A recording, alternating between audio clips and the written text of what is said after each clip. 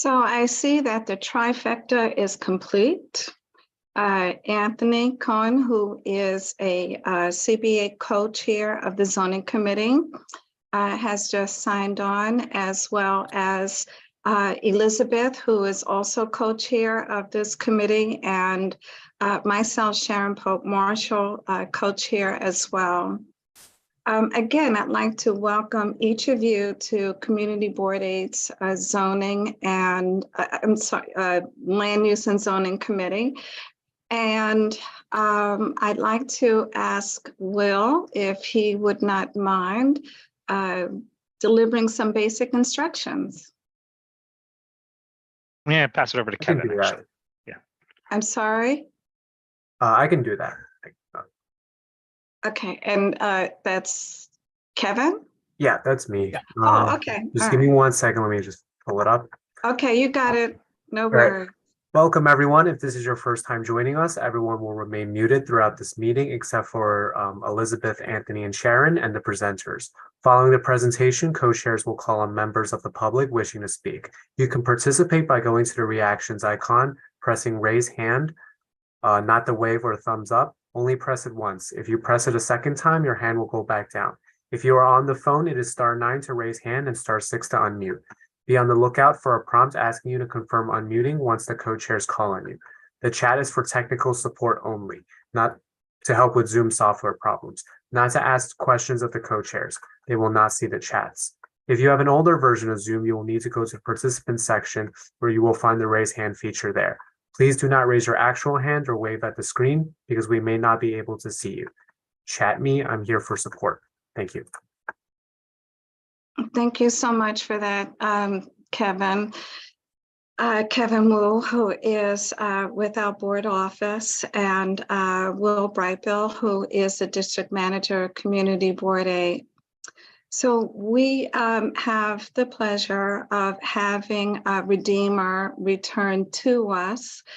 And I'd like to first introduce each of the presenters from Redeemer. And then I'd like to hand the baton over to Bruce. And perhaps he can give an overview of how we got to this point today. So with us today is Bruce Terrell, who is the Executive Director for Redeemer East, James Herring, who is a board member, also of Redeemer East, and Josh Ryder, who is the Principal Architect for Studios. So welcome, everyone. Bruce, if you would not mind starting us off and sort of giving an overview of where you started and how we're ending up here today. Okay, thank you, Sharon, and thank you all for this opportunity. Sharon, we have a slide deck that we would like to use to kind of walk through to give context and history and so forth. And one of our folks, Josh, the architect, can share his screen. Is that workable? Who Josh Ryder is doing? Will, do you want? Everybody's to, ready. Josh? You're good. You're good. Okay. Thank you. I'll share screen. Thank you, now.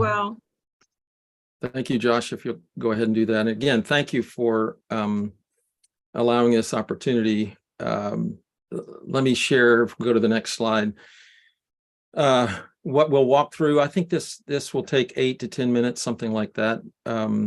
We first thought it would be helpful to give a little bit of an introduction to Redeemer Presbyterian Church Eastside, then talk about the building, how we got to this point, as you mentioned, Sharon, where we are today with the construction and neighbor relationships and so forth, and then share with you some renderings and a construction update. So that's what we'd like to share with you. Next slide. So a bit of Redeemer history. So Redeemer Presbyterian Church, as you can see here, was started over 30 years ago in 1989. We currently have 5 what we call Redeemer Network churches. We are ecclesiastically separate now as of 2017, and also corporately separate with respect to New York State. And you can see the various locations where we are currently. The Upper East Side Church, the one we're a part of and representing this evening, is Redeemer East Side, and we currently meet at Temple Israel on 75th Street and have about 1,000 active members and attenders. We thought it would also be helpful to let you know that the network, when we were one church, built a very similar kind of worship and community center on the Upper West Side on West 83rd.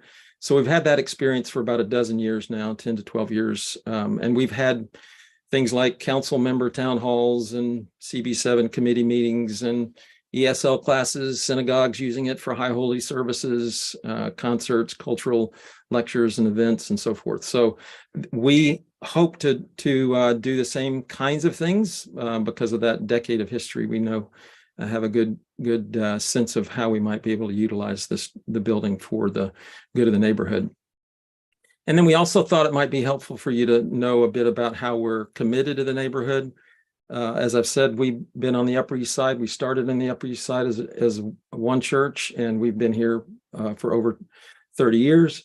Most of our congregants live on the Upper East Side. We partner with things like entities like the Young Life, Dream Center, Res Life Church. We've partnered with Sandrea Coleman, who's one of your board members, with some monthly outreach to Isaac's houses and homes towers, providing food and so forth. Other entities that we work with for ESL classes, the Bowery Mission, collaborating with other churches to engage around issues of racial and social justice. And then each Friday, we provide food through and with the Dream Center at Wagner Houses. So those are just a few examples of how we have and would like to continue to serve the neighborhood and our neighbors. So I'm going to turn it over to James now, who is not only a board member, but also been the chair of our real estate committee for the last 5 years or so, and allow him to go over a couple of slides that provide context for the actual building that we're constructing. James? Thanks, Bruce, and Sharon, thank you for having us. We really appreciate the venue and the opportunity to speak to you all. As Bruce was saying, I've been chair of I'm fully volunteer and longtime board member, but have been chair of the project for about 5, almost 6 years now. And we've been dreaming about having permanent space for a long time. You know, as Bruce had mentioned, we're 1,000 members, most of which live on the Upper East Side. And so we really are a big part of the community. It's just something that we've really wanted. So, but the question is, where do we go? You know, and what's available? You know, what meets our programmatic needs. So we spent a lot of time thinking about this. We had a little bit of experience with this because one of our sister churches, our West Side Church, developed a property over on the West Side at 83rd and Columbus a number of years ago. And so it gave us a little bit of a head start experience-wise in knowledge, but we were really hoping to find space, you know, and you can see the parameters here and kind of where we were looking, trying to be convenient to members. In terms of programmatic needs, we kind of knew what we wanted because we know how many children we've got in our programs. We know adults. We know the kind of outreach things we want to do. So we knew at a bare minimum, we needed a lot size of 50 to 100 feet and a floor plate of around 5,000 square feet. And as we all are painfully aware, because Manhattan real estate is so expensive, you really only want to buy exactly what you need. You know, you don't, you know, we really can't afford to buy a lot more than what we need. And so we were very careful and thoughtful about that. And that's why, you know, that's why you see that here. We also thought that if it would be great if we could accommodate one of our sister ministries. Redeemer City to City is an organization that plants churches and trains pastors. And so they are going to be essentially a tenant in our building, and they'll occupy a couple of floors. So we thought ideally we'd find space that would do that. And then lastly, as we got into this, what we realized is what we wanted was a lot and a property that was as of right, something that there really weren't lots of strings attached to, where we wouldn't have complications. And we certainly looked at things that had those, but as we got into it, that was something that was very important to us. And of course, that's what we found here on 91st Street. If you want, Josh, you want to go to the next slide. So we started this search back in 2015 and literally looked at hundreds of properties. You know, we did all kinds of research on who owned what and, you know, ways to combine things. We talked to developers for co-developments. We looked at old churches. We looked at everything. We looked at hundreds. We got really serious on about 25 properties on the Upper East Side, and we actually made offers on 5 different properties, 2 of which were old churches that unfortunately didn't work out for one reason or the other. But when we found 150 East 91, we were very excited because it met so many of the criteria, and it's just a lovely neighborhood and community. And so we were very excited about, also very excited to be near the Y because of the great work they do and the positive cultural things that they do. We are so respectful of them. And so when we purchased the property, you know, we again wanted to be good neighbors. So we started kind of reaching out to different groups, and we met with all of our neighbors. We met with the Y, other institutions. We met with a number of elected officials and other interested parties, just kind of telling our story and talking about who we were. Our design was completed in June of 2022. Which was a very long process. And then, you know, all the final permits, everything was approved back in November. And at the moment we've kind of completing the foundation, and we're beginning to go vertical. So we're very excited, and we're expected a completion around fall of 2024. Bruce, Thanks, back James. over to you. Yeah. Yep. Thanks. And as James said, we are beginning to go vertical. In fact, I'm amazed at how quickly they do this, at least in terms of the infrastructure and the exterior walls. But we're currently about four floors above ground. So that's where the current construction is. We've realizing that part of the reason that we're here this evening, other than to share this, and would want this opportunity, regardless of whether we had some issues with one of our neighbors, 160 East 91st neighbors have been concerned. And we've had a couple of meetings with them recently that we've been encouraged. We think they've been encouraged. We've been trying to actively satisfy some of the needs that they brought forward to us, particularly specifically with respect to a light well, a light and air well. And so we are currently in dialogue with them around light and air, and have offered a couple of potential mitigating solutions. They are now internally processing that. Just exchanged emails with their board last week, and they've said, "Hey, we're in internal dialogues, trying to get ideas of what to work with potential contractors who could potentially do what we have offered to help them with." And then lastly, we expect to be done and in the building hopefully sometime in the fall of 2024. We're hoping for early fall. My guess is this be more like late fall, but we'll see. Now I'd like to hand it off to Josh, and our architect, and he can walk you through the specifics on the building. Josh? Thank you, Bruce, and thank you, committee, for your time this evening. And as introduced earlier, I am the principal in charge of the project and the managing principal of Studios Architecture, New York office. And we were very honored to be selected to be the architect for the project. And one of the first things that we did was to understand some of the context architecturally. We have a responsibility to certainly our client, but also the greater fabric of the community. And so the first thing we do is to understand what are the materials, what are the datums, what are the scales that we're working with in the neighborhood, and try to match. So some of the imagery you'll see here, the final material choices are selected, for example, the brick, to be of context with the community of the neighborhood. But one of the, the initial program included a space for worship, place for gathering, place for classrooms. There's also another tenant in this building other than the actual church congregation. But a program that started to surface as we got to know the needs of the church and the needs of the congregation was a place for the public to gather. We heard things like they want the church to be a stoop, a dynamic place for sharing and be an open invitation. And so it was a unique challenge to solve for. How do you serve kind of the private spaces or the sanctuary, the worship spaces, but also this place for the community to gather. And so what happened was we elevated the sanctuary to the second floor so that the ground floor could be that access and that approachable space for the community. And so this image you're seeing on the screen is what's been called the Commons. And so in the background of the image is the entrance into the ground floor, right off the sidewalk, street level, past a reception and into this common space on the ground floor. The other space for gathering is at the top of the building.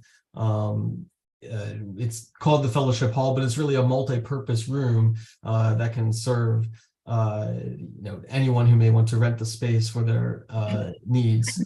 And it'd be a place of assembly and a wonderful space at the top of the building.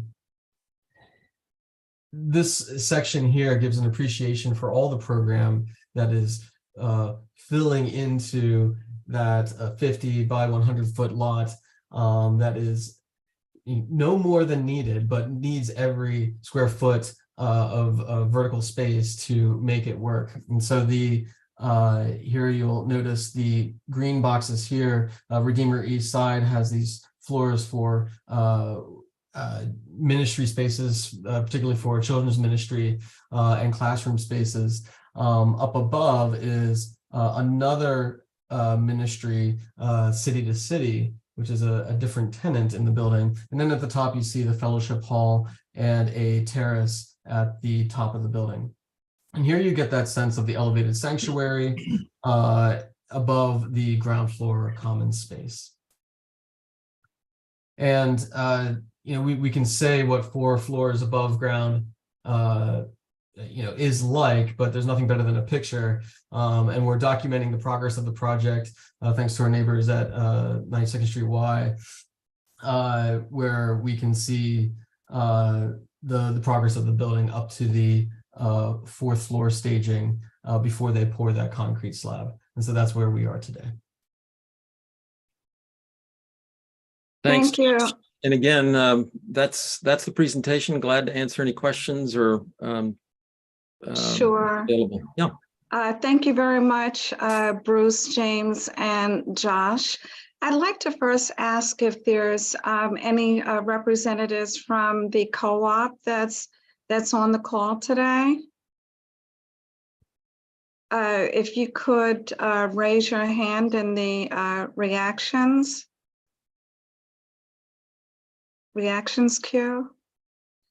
Bruce, if you would not mind, you mentioned earlier that you have had some conversations with the co-op, and it focused on light and air, which has been a very, very serious issue for them. Is it, can you expand on that a little bit more, on those conversations and specifically what you're doing? Sure. I mean, they're still in process. Nothing's been determined or decided. But as I said, we've had a couple of meetings over the last, I guess, 3-4 weeks or so. Have presented them a couple of options. One is, and I cannot speak, it's above my pay grade to speak to any specifics around what it's, any of the technical aspects to it, but Josh certainly could, around a light solution that is artificial light that evidently I understand is a fairly standard practice in Manhattan for situations like this. And so we've offered a possible option for that they would put on their building and maintain, but we would help fund. And then the second one is for a mitigating solution around the air, and that would be an HVAC system that would be housed on their roof. And then it's a split system and it would run ductwork or what have you on the external part of the building, and allow for the studio apartments that are most affected to have light and air, and also take the heat out of that light and air well, because the air conditioning units no longer having to exhaust in that. So maybe Josh could speak a little bit more to that, or to both of those. Actually, you did pretty good, Bruce. But yeah, let's hear from Josh. So Redeemer asked their design team, which we have experts, the architect, lighting experts, and also engineering experts, to look at the condition seriously.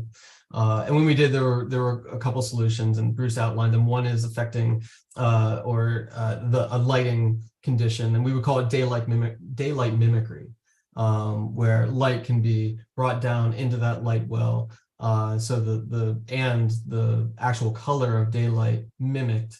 So it's a natural feel on the light well. The first thing we did, though, was look at the materials we were using along that light well. And myself, along with the lighting designer, looked at the specification of the material and the color and changed that specification. So that didn't quite match the building materials, but it had a better reflectancy to take even the natural light and the artificial daylight mimicry, and make sure there was a brightness, the best brightness could be achieved by changing that color and the reflectancy of that color. And then the third thing that we looked at was a mechanical HVAC solution, and what would make the most sense. And Bruce hit on a key point where we looked at if some of the natural exhausting of, say, a window air conditioner could be removed from the space for the most affected units, that would improve a condition where heat might build up, a little bit in that space. So if you remove that exhaust and change out a HVAC solution, that is improved as well. So I think, and there's one detail change, Bruce, there's not duct work. It was clear with talking to the neighbors that there's not massive amounts of equipment. The split system solution is a small pipe that goes along the facade of the building. So it's not taking up space in that light well, but all those solutions would be on the 160 East 91st Street property, so that they can maintain it on their property in the future. And so those were the solutions that the design team proposed to Redeemer to share with the neighbor. Okay, thank you so much. Before we go to the public, we'll go to the public and then to community board members, but I wanted to ask one last time before we went to the public whether or not there were any representatives on the call from the co-op. If you could raise your hand in the reactions buttons, that would be great. Okay, I see that my colleague Michelle Birnbaum has her hand raised. And but before we get to her, I'd like to see if we have any questions or comments from the public before we go to Michelle. Just a friendly reminder, if you want to make a comment, look for the reactions icon on your screen and find the raise hand button there.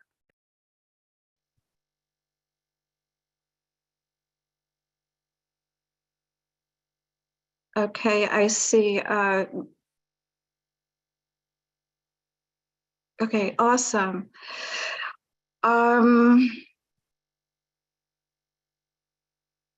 Maria, can you raise your hand and on the reactions button? I see that you're waving your hand, and that will absolutely work as well.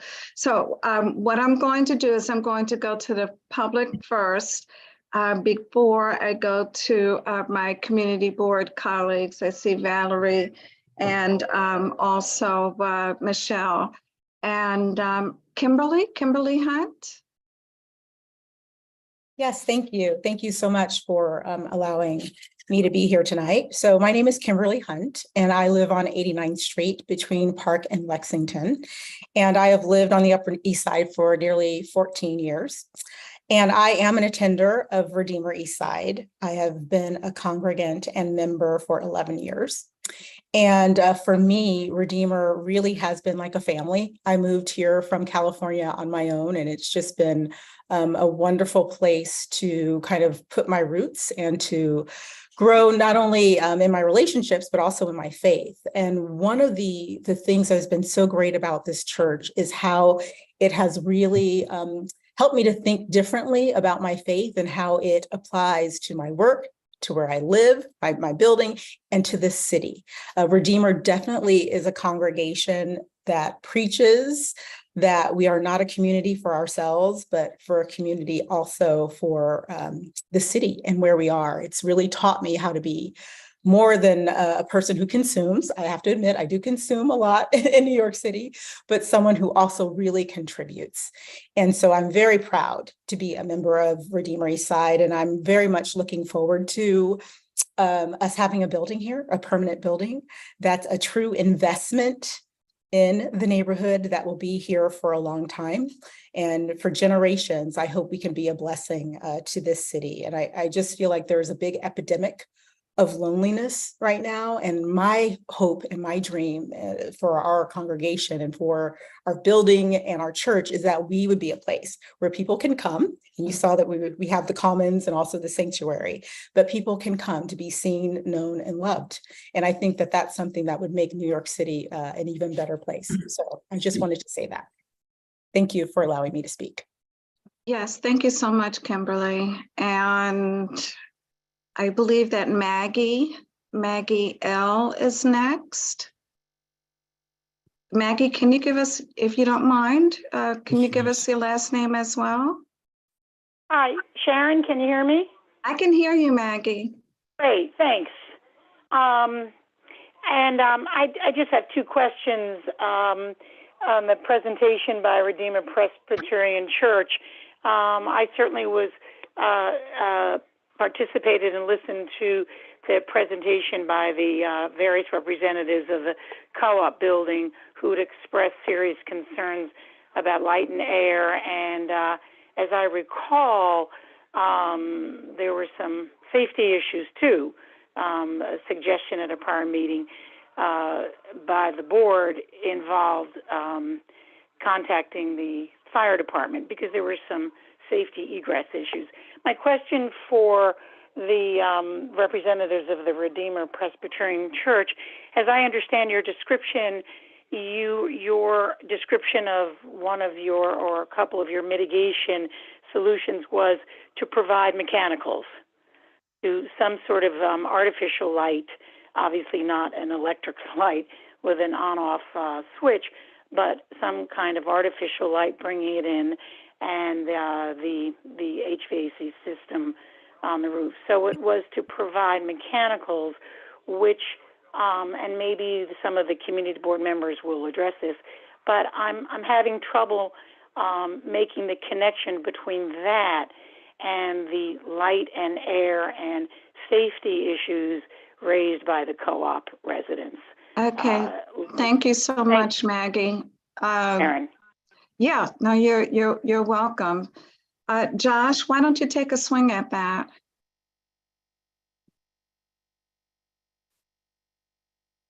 It seems he is muted. Thank you. There you go. It's okay. Now I understand. If I mute myself, I can't unmute myself when the loud car goes by. So thank you, Will, whoever's controlling that. Yes, Will is. Thank you, Maggie. Certainly, by the code, there is no regulation that would say what the property going up at 150 East 91st, the Redeemer property, is not impacting any code safety, light, air, any regulation. So what we're talking about is kind of a care for the neighbor that Redeemer asked the design team to look into of how can this condition be improved. So I think that's important to state. Before you go on, thank you so much for that. And I just want to make sure that I understand that with regards to the code, there are no issues. So I just wanted to ask you, as a follow-up question quickly, have you confirmed that? Has Redeemer taken steps to confirm that? Yes. Okay. Yeah. So there's lots of detail in the zoning. A minimum inner court, for example, and this is the only detail I give, but can certainly respond with more, is a 20 square foot minimum for an inner court. This inner court would be 120 square feet. So that's, one example. So truly, but it is understood that in a neighborly way, they wanted us to look at what could be done to improve the condition in this light well. And so that created the two things that we've spoken about today, the lighting, which Maggie, it actually does have a switch. It would go off at nighttime. It can follow the lighting depending on a control system that could be utilized. It can get pretty robust in mimicking the daylight. I think is a strong solution. And then the split system HVAC recommendation based on this condition. Thank you very much for that, Josh.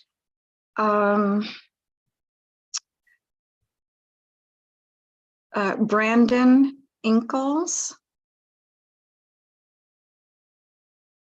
Inkless, but I'm not going to hold it against you, Sharon. Okay, so thank you. Thank you for having me.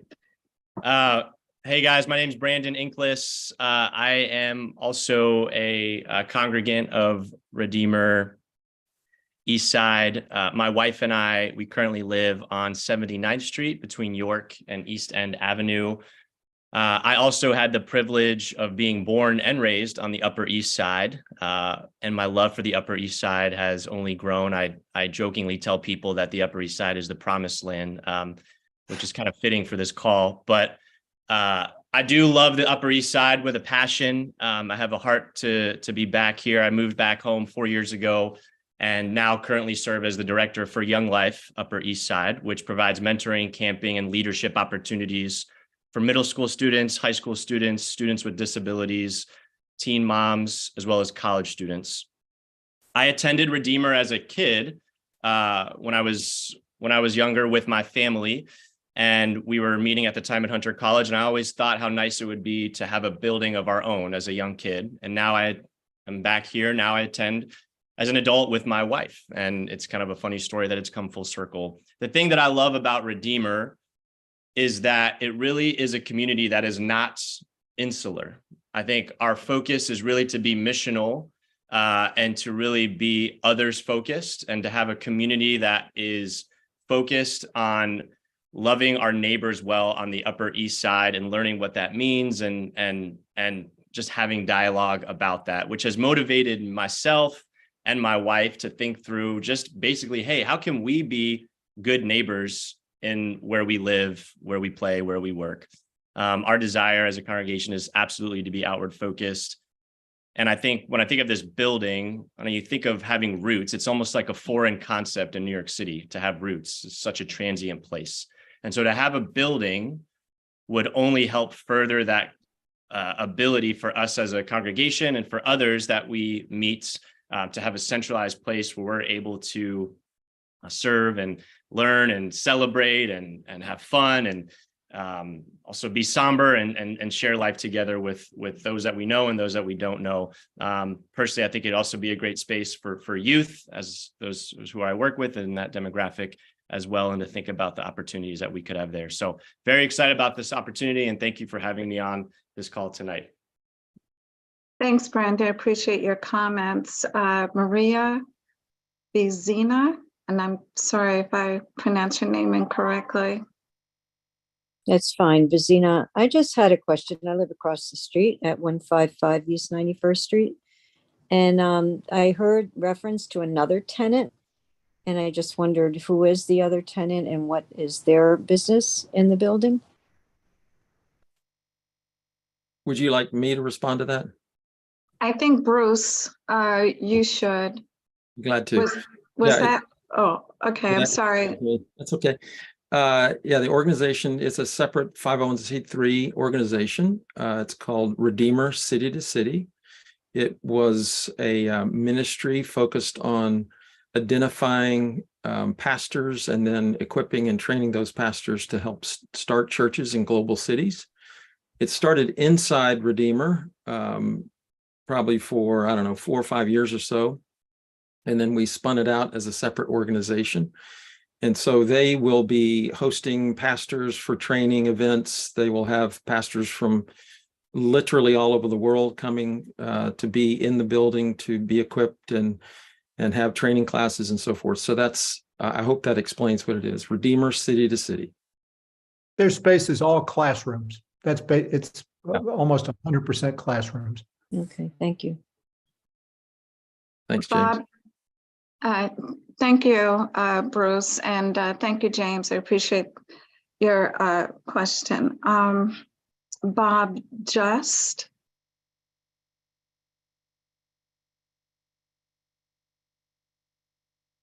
Bob is muted. You're Okay, going to have, I'm there you in go. now. Okay. Thank you, Sharon. Thank you very much. I appreciate the time. You're welcome. My name is Robert Rayfield Just, and I live on 78th Street between 2nd and 3rd. And I was born and raised in the city.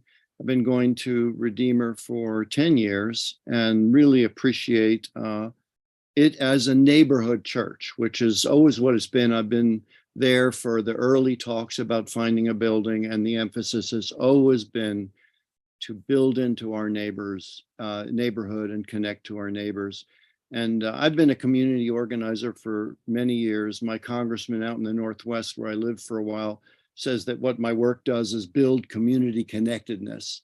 And that's my passion. And I have to say that a building like the one that we're envisioning today and is being built is so exciting to someone like me, because it's bringing people together is one of the great things. And being raised here, I lived on the Upper East Side.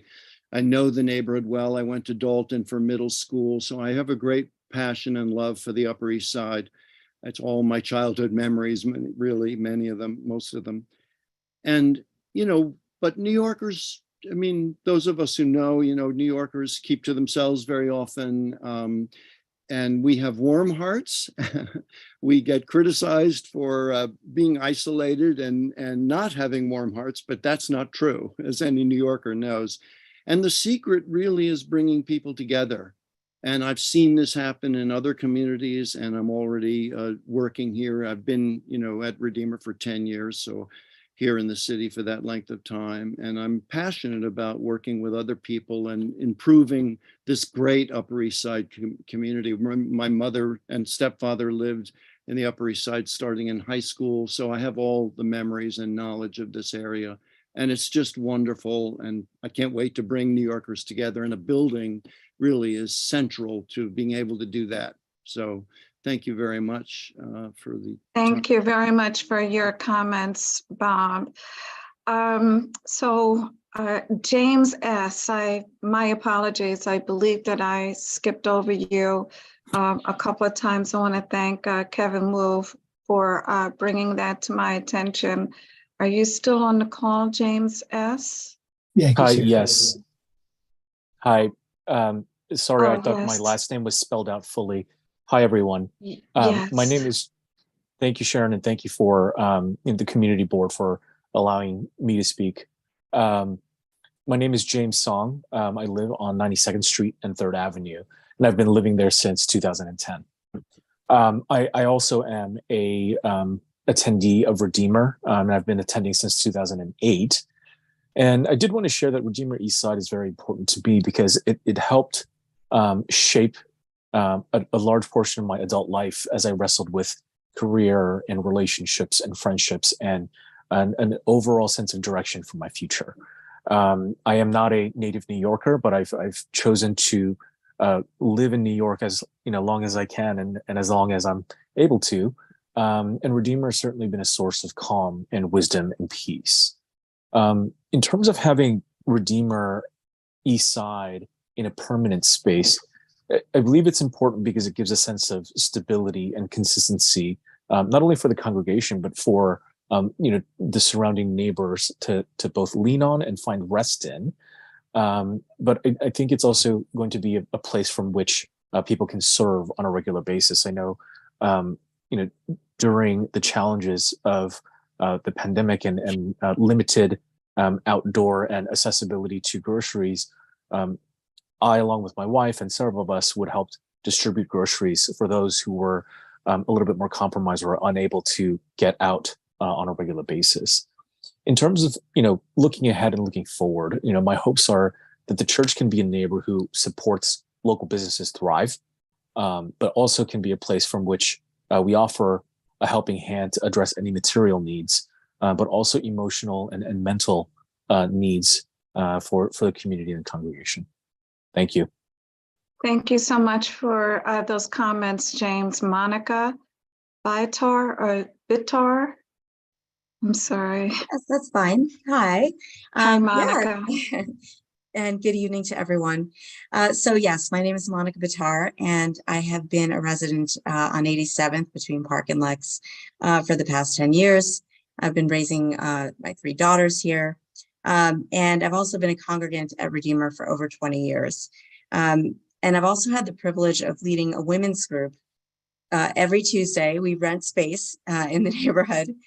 This is a group of multi-generational, socioeconomically and ethnically diverse women who come together every Tuesday for encouragement, support, prayer, childcare, and just to do life together. And importantly, I think one of the aspects that we enjoy together is doing service opportunities in the neighborhood. So things like the community fridge and also serving in some of the housing projects here. And so, and then just serving each other with dinners and meals when people are sick and bad things happen. So we as a group are just super excited to have a space where we can invite other women in from the neighborhood who may feel isolated, or who, especially young moms who, just need that extra support to feel seen and cared for. And the other thing I just want to mention is the Redeemer Play and Learn Co-op, which is like for the preschool set. That group is where the earliest learning really begins. And just the idea that these children will have a home. I think someone mentioned it earlier about roots, not having to constantly be packing up all the toys and putting them away and then setting it all up again, but just having a stable home where they can build community and learn together is just tremendous. And so I think, and in addition, just for our teens, like I'm a mom of teens, and my children are looking for opportunities to serve their neighbors. And the church provides those opportunities. And so I think for all of those reasons, we're just extremely excited about the new building and just want to say thank you for the opportunity to speak tonight. Thank you so much for those comments, Monica. I see Rob and Bridget Langdon. And I see 2 other people, Meenakshi, I believe I pronounced your name correctly, and Ms. Morrissey. Those will be the last 2 people from the public. We'll go to our community board members. I see that the co-chair, Anthony's hand is raised, so he'll be the first to go before I call on Michelle, since he's co-chair. So Rob and Bridget Langdon. Hello, everyone. Good evening. We're Bridget and Rob Langdon. We're also congregants at Redeemer East Side, and we have been for about 4 years. We've lived on the Upper East Side for about 8 years, and in that time, we've really grown to know and love the Lord more deeply through our involvement at Redeemer. It's also provided us with a community of deep and caring friendships, which is really important to us, given that we don't live near any of our family. We're thrilled for a permanent home for our church right here in the neighborhood. it can feel like such a transient place. So making that commitment to a physical space feels like rootedness for our church community and a commitment to being able to reach Upper East Siders with the love of Christ. On a personal level, as a stay-at-home mom, one who utilizes that play and learn co-op for my 2 toddlers, it can be an isolating place, and I can't wait to have a space for our family to meet, talk, play throughout the week, not just on Sundays. And again, like we won't have to be packing up and setting up every week for our kids. So I love knowing that our family will have a physical church space to call home, and that our kids will have a place that's shaping them and rooting them, that they'll have fond memories of. Yeah, like Bridget mentioned, I'm very excited about the new Redeemer Worship Center and what it means for the community. I'm excited to have permanent space for the classes that Redeemer is known for, or the kids programming that's already been mentioned this evening. I'm excited to have a space that is available any day of the week. I'm excited for that space to be wheelchair and stroller accessible. But maybe most importantly, I'm excited, as many people have already discussed, about how there will be a permanent space that uniquely allows me to meet others from my neighborhood, from backgrounds that are very different from mine, who I might not otherwise get a chance to meet. So we're very excited about the likelihood of a permanent presence for Redeemer in the Upper East Side, and we appreciate everyone's time in allowing us to speak this evening. Thank you, Rob. Thank you, Bridget. Meenakshi, did I pronounce your name correctly? Meenakshi? Yes, you did. Yes, you did. Can you hear me? I'm sorry, I'm commuting right now, so there may be a little no worries. We could hear you well. background noise. We can hear you. Okay, thank you so much. So I joined the list of 160 East 91st. So when I joined, just as you were asking if anybody from the board was present, I could not say yes at that time. So my apologies. But thanks for giving me the opportunity, to speak. And I wasn't there for the presentation that Bruce and Josh made. We have met with the team. I am not certain whether they mentioned that. I know that you mentioned, or one of your community members mentioned that they're providing the mechanical, and they did ask the question about the safety. So I just want to clarify, to let you folks know that it was really nice of Josh to come up with the architectural idea about providing different types of air circulation and the lights, but the responsibility is on us. They are providing finances to a certain extent. They sort of had an assessment as to what could be the overall cost or something. So the responsibility is still on 160 East 91st Street. I just wanted to, check with Bruce and Josh that is what it is as of today, since I did not join for the presentation.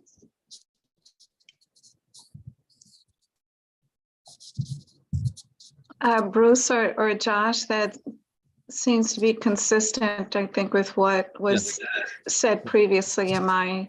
Yeah, Mina, just so you know, what you've said is what we communicated earlier in the meeting. Mm-hmm. Okay, Meenakshi, do you have any other comments? Okay, thank you so much for that, and I appreciate you joining us. Ms. Morrissey is the last person from the public before we go to community board members. Hi. Okay. Yeah. No, thank you. I mean, I just wanted to, sorry that I could not join at the beginning of the presentation. Thank you. Yeah. I mean, we Hi. Hi, I'm Robin Morrissey. I live at 155 East 91st Street.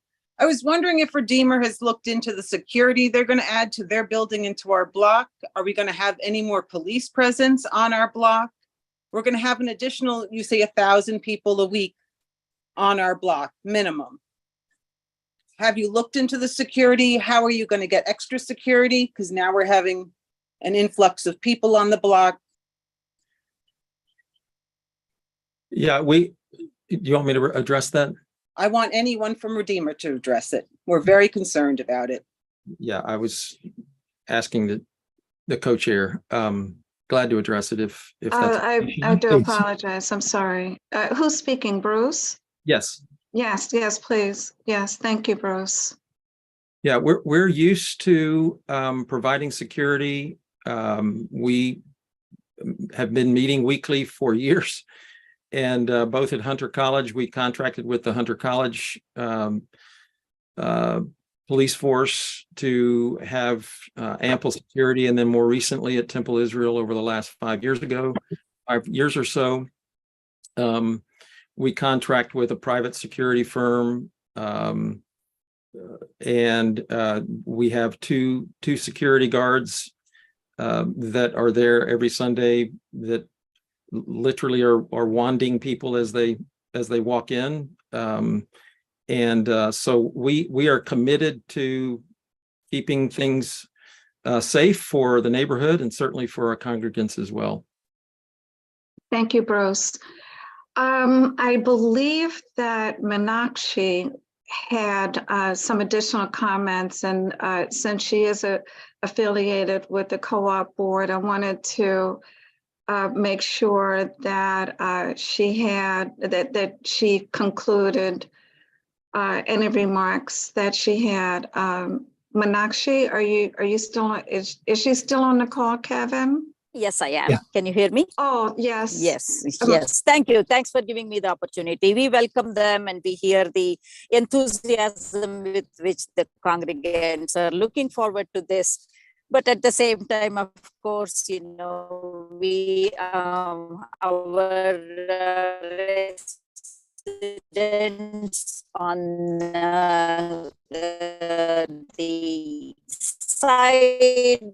Is it just me, or is there a problem with the reception? No, it's not just you. Oh, okay. Okay. Meenakshi, Are not getting their light and air. Kevin, can you mute Meenakshi, because we're not. Remedial measures. Yeah, thank you so much. She's muted. Can I? It seems like that because is of the behind slow lag. us, and so we look Okay. forward Okay. It's just going to keep going. to Okay. being good neighbors. Meenakshi, if you go back to when you signed in for our meeting and you use the call-in number, you will not have that problem. Yeah. Okay. I just want to make sure that she's muted until she calls back in. So Anthony, I'm getting ready to call on community board members. Did you want to wait, or? I can wait. I can wait. It's fine. Okay, no worries. Michelle.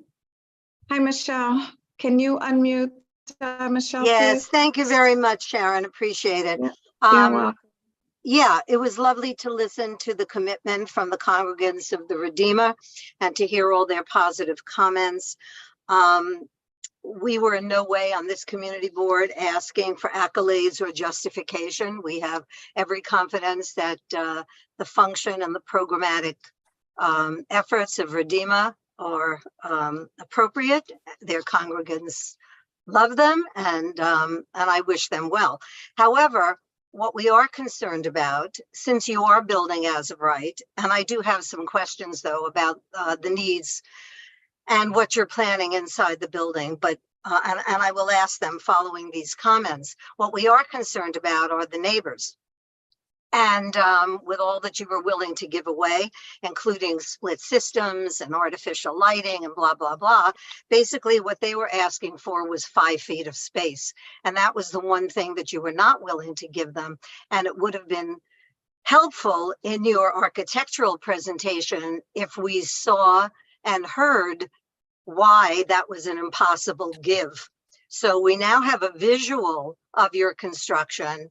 I understand that if you gave them 5 feet, it did minimize the width of your structure 5 feet. We understand that. But that was a give that we hoped you could have done, and that you would have found it in your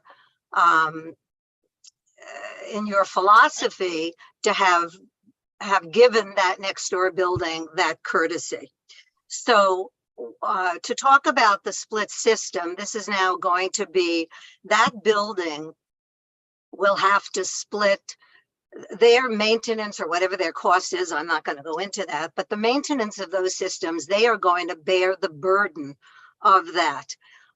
It is not going to approximate natural light, and air conditioning the courtyard sounds like a strange concept. I suppose it's possible, but when you consider all the energy that something like that will use, it's contraindicated for times like these. And I would imagine that the expense of that would be exorbitant, assuming it's an electrical system, which is very, very, very high cost. So it's unfortunate that in your presentation talking about Redeemer, that you didn't give more time to explain your proposals to the co-op to help your version of mitigation for them.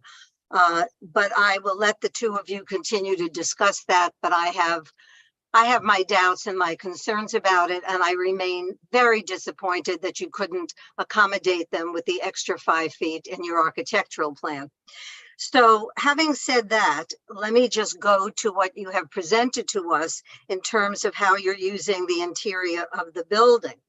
Now, you mentioned that the C to C renters that are renting 3 floors are going to be hosting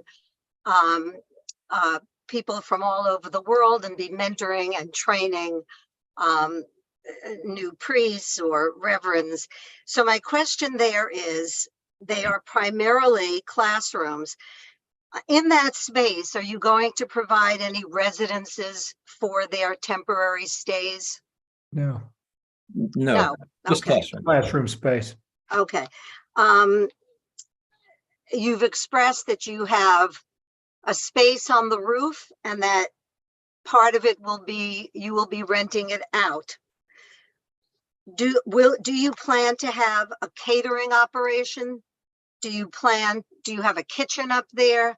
What are your plans for renting out what you expressed, I believe, is an entertainment space, which could also spill over to an outdoor terrace, which could cause, if populated by a lot of people, could cause inconvenience for your neighbors in terms of late night hours, noise, et cetera, et cetera. So can you just tell me your plans for what you're calling your rent out space and your terrace? Michelle, if you don't mind, could you ask all of your questions? Sure, and, be happy to. Yeah, go ahead and ask all Sure, of your if you questions. prefer. And Bruce and Josh, I'm counting on you to keep up with them, and I'll be doing the same to make sure that they're all addressed, including the first issue that Michelle mentioned regarding not really looking at providing the additional 5 feet. So I'd like for you to circle back as well. Michelle, just Sure, go ahead a couple of through your more questions. list. Yeah, I'm happy to do it that way. I didn't know which you would consider more efficient, but anyway, that's fine. So that's the whole accommodation of the top floor, the terrace, the catering, the outdoor space and all of that. What are your plans for that? If you are planning on renting out, what are the numbers that space can contain? What's its occupancy? And how often do you plan to do that? And also, my other question here was on the top floor. Oh, how many feet high is the building? Is it within this? Is it 75 feet high or less? So those are my questions. Okay, thank you, Michelle. Sure, thanks. Okay, I guess this is between Bruce and Josh. Well, you want to duke it out? Who's going first? Well, I'm actually wondering if Brian Stanton is on the call. And if Brian Stanton is on the call, he has experience. He's our chief financial officer, and he helped lead the project for our sister church that we've mentioned earlier on the west side, and has also been involved quite intimately in this project. So Brian, I don't know if you're on the call since you've had experience at at the West Side building and could speak to how we've rented it. And we are thinking similarly, but we don't have any specific plans yet. We're just trying to get it built at this point. We do have plans for this next calendar year before we enter into the fall of 24 and have occupancy, to begin to have a lot more conversations about what is the balance of how much we might rent versus use it for internal usage, that sort of thing. So Brian, are you on the call? I Yes, don't I'm- see him. Oh, he Yeah, is? I'm here. I'm here. Can you hear me? Oh, okay. And also if you can address its capacity. Yeah, I think Brian could do that, and Josh as well. Yeah, I think Josh can address the capacity of the fellowship hall. I can tell you that on the west side, we've been very deferent to our neighbors in not using the terrace very often at all. We know the noise ordinances and noise laws, and we follow them. We've worked with our neighbors on the occasional times that we've used the terrace, not to have it go on all hours of the night, but actually I know the noise laws tend to start around 10 and we tend to end any activity on the terrace by 9. And again, we're not using it all that often.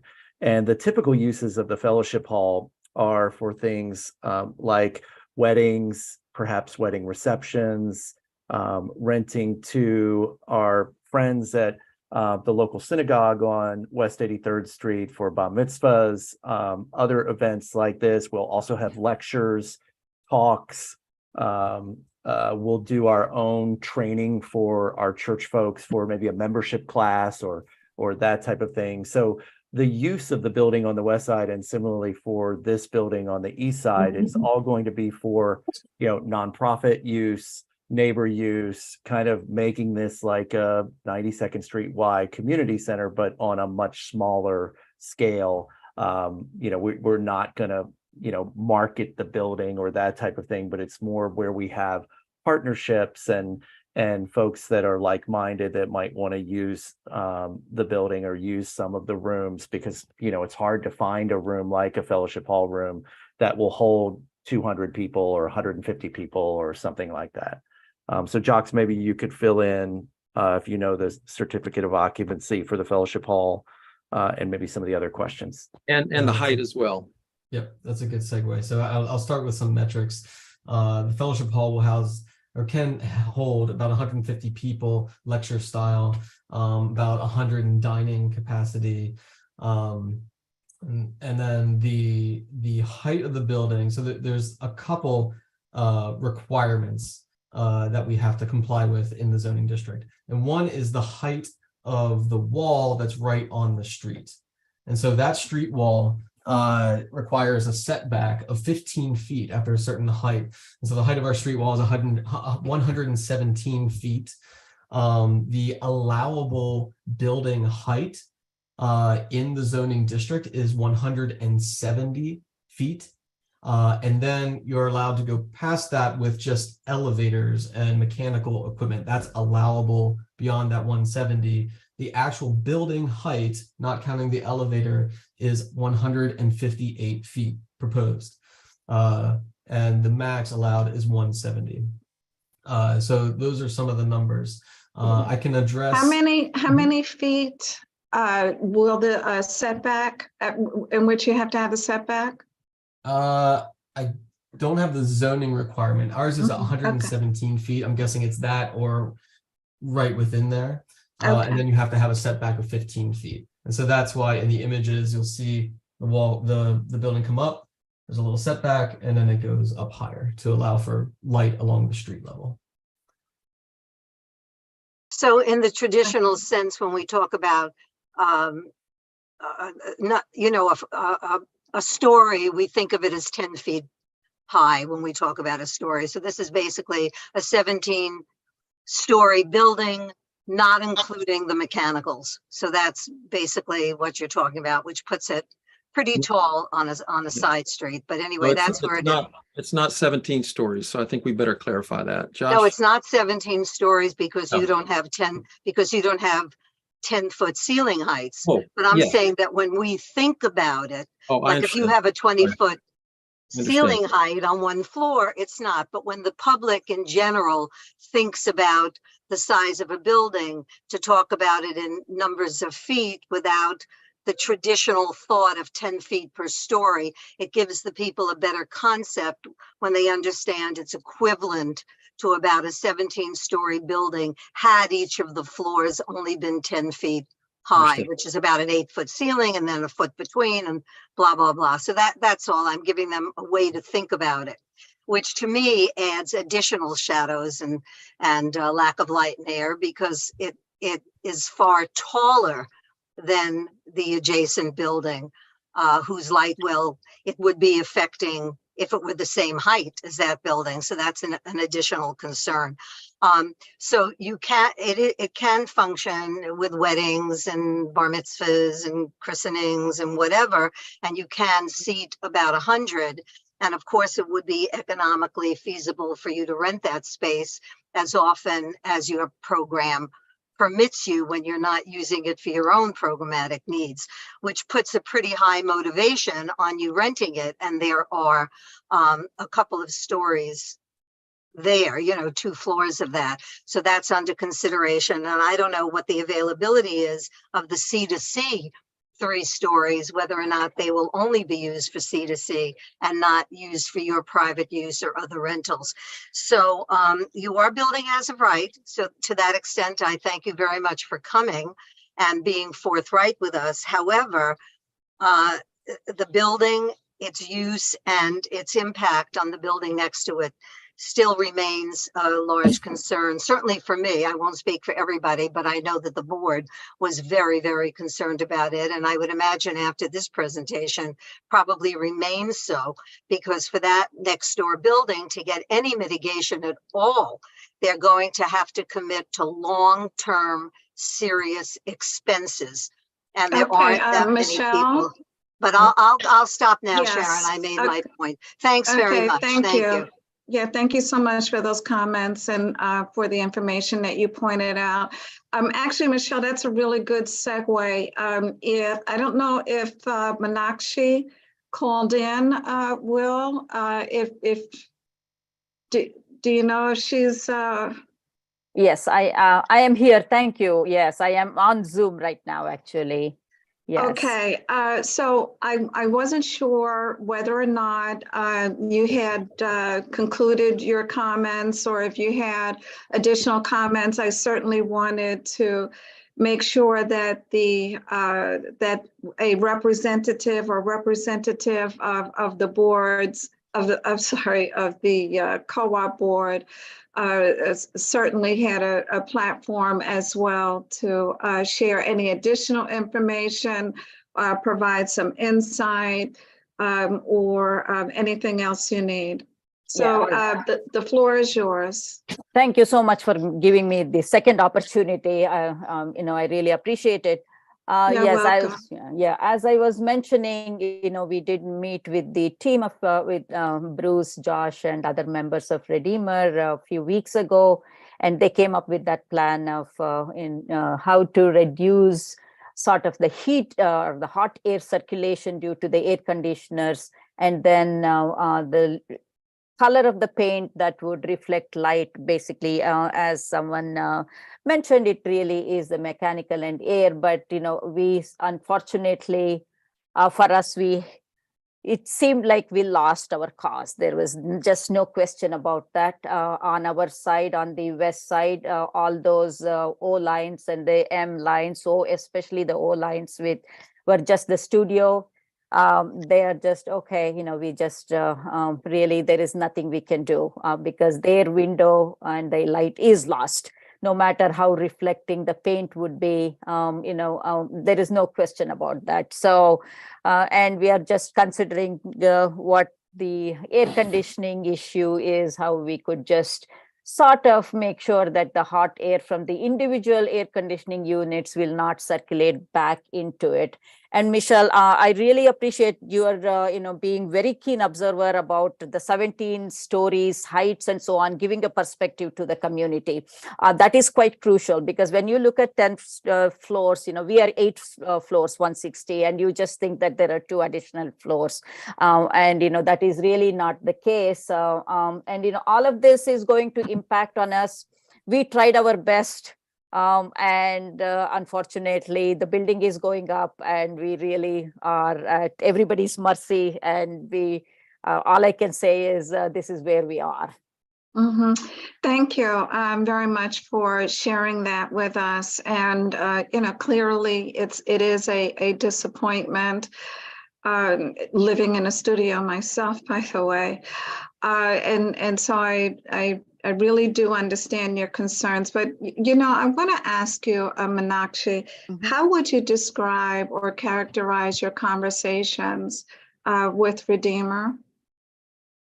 So going back maybe 2 years ago, the conversation, the first meeting that we had was a general conversation when they gave us some sort of an idea as to what would be. And we all went back thinking about what is the scope of this building, the construction project that is going to come up. And then we came back, with the same issue that we have with the light and air. And at that point, the Redeemer, said that, okay, we could meet with you, but there is nothing going to there won't be anything happening on this light and air issue. So basically, right from the very first meeting, that was a no-go.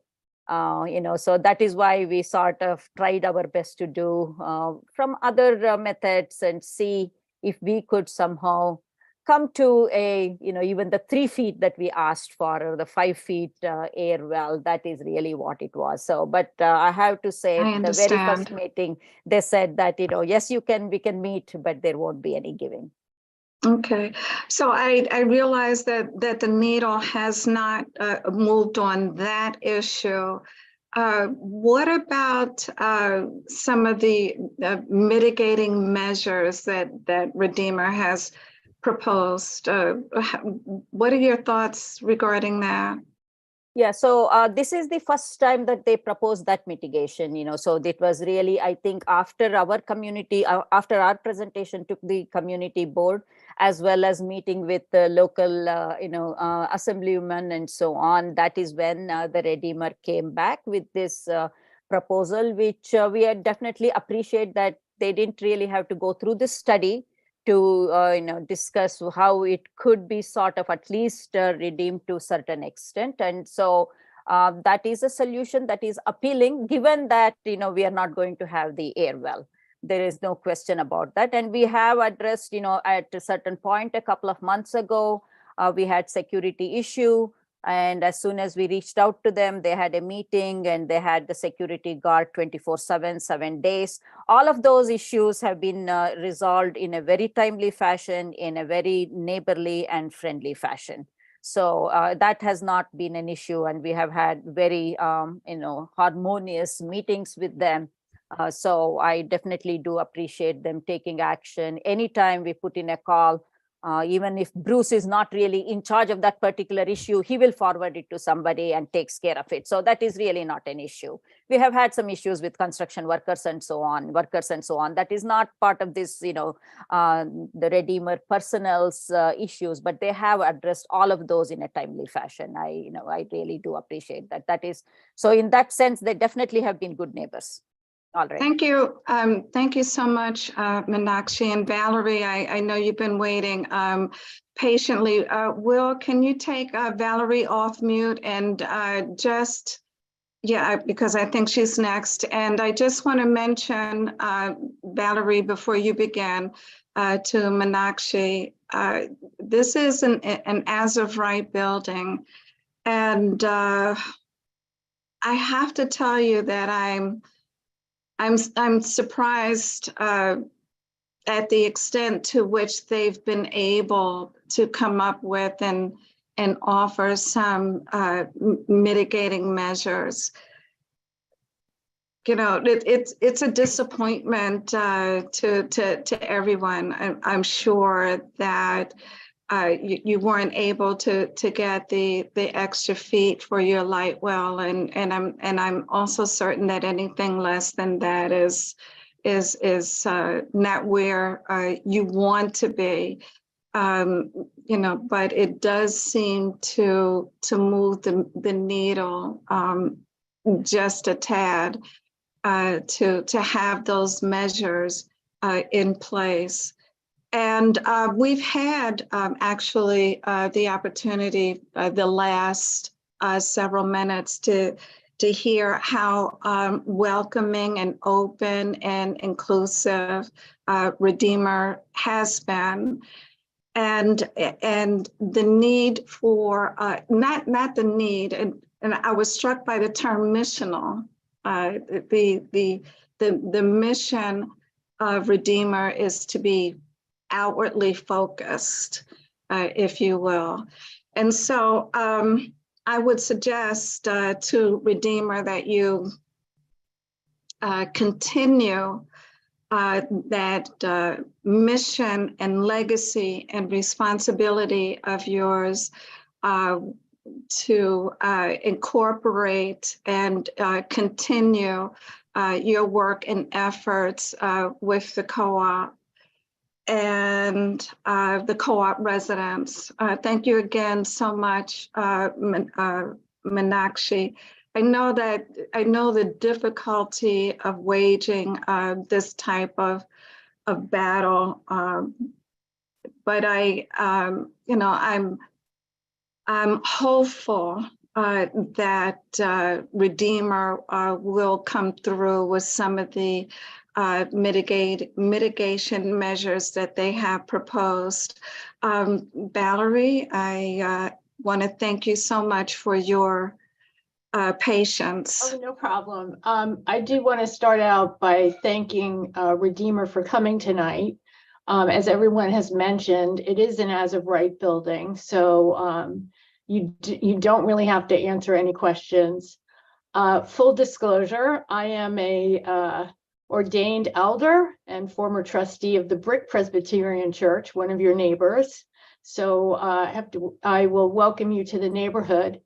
I have to say though, I'm happy that you came, but disappointed by the presentation, because this is a zoning committee, and you talked about the uses of the building, the missionary aspects of Redeemer. I'm very familiar with Redeemer for many years, but I'm just very disappointed in terms of, I would have just liked to have known, like, how much space was there between the existing buildings, and why, in thinking about your neighbor when you came into the neighborhood, you didn't think about maintaining that space.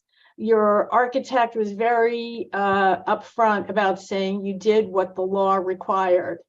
And maybe I just feel like, listening to how welcoming and caring about your neighbors, why that wasn't like uppermost in your thoughts when you were planning this building.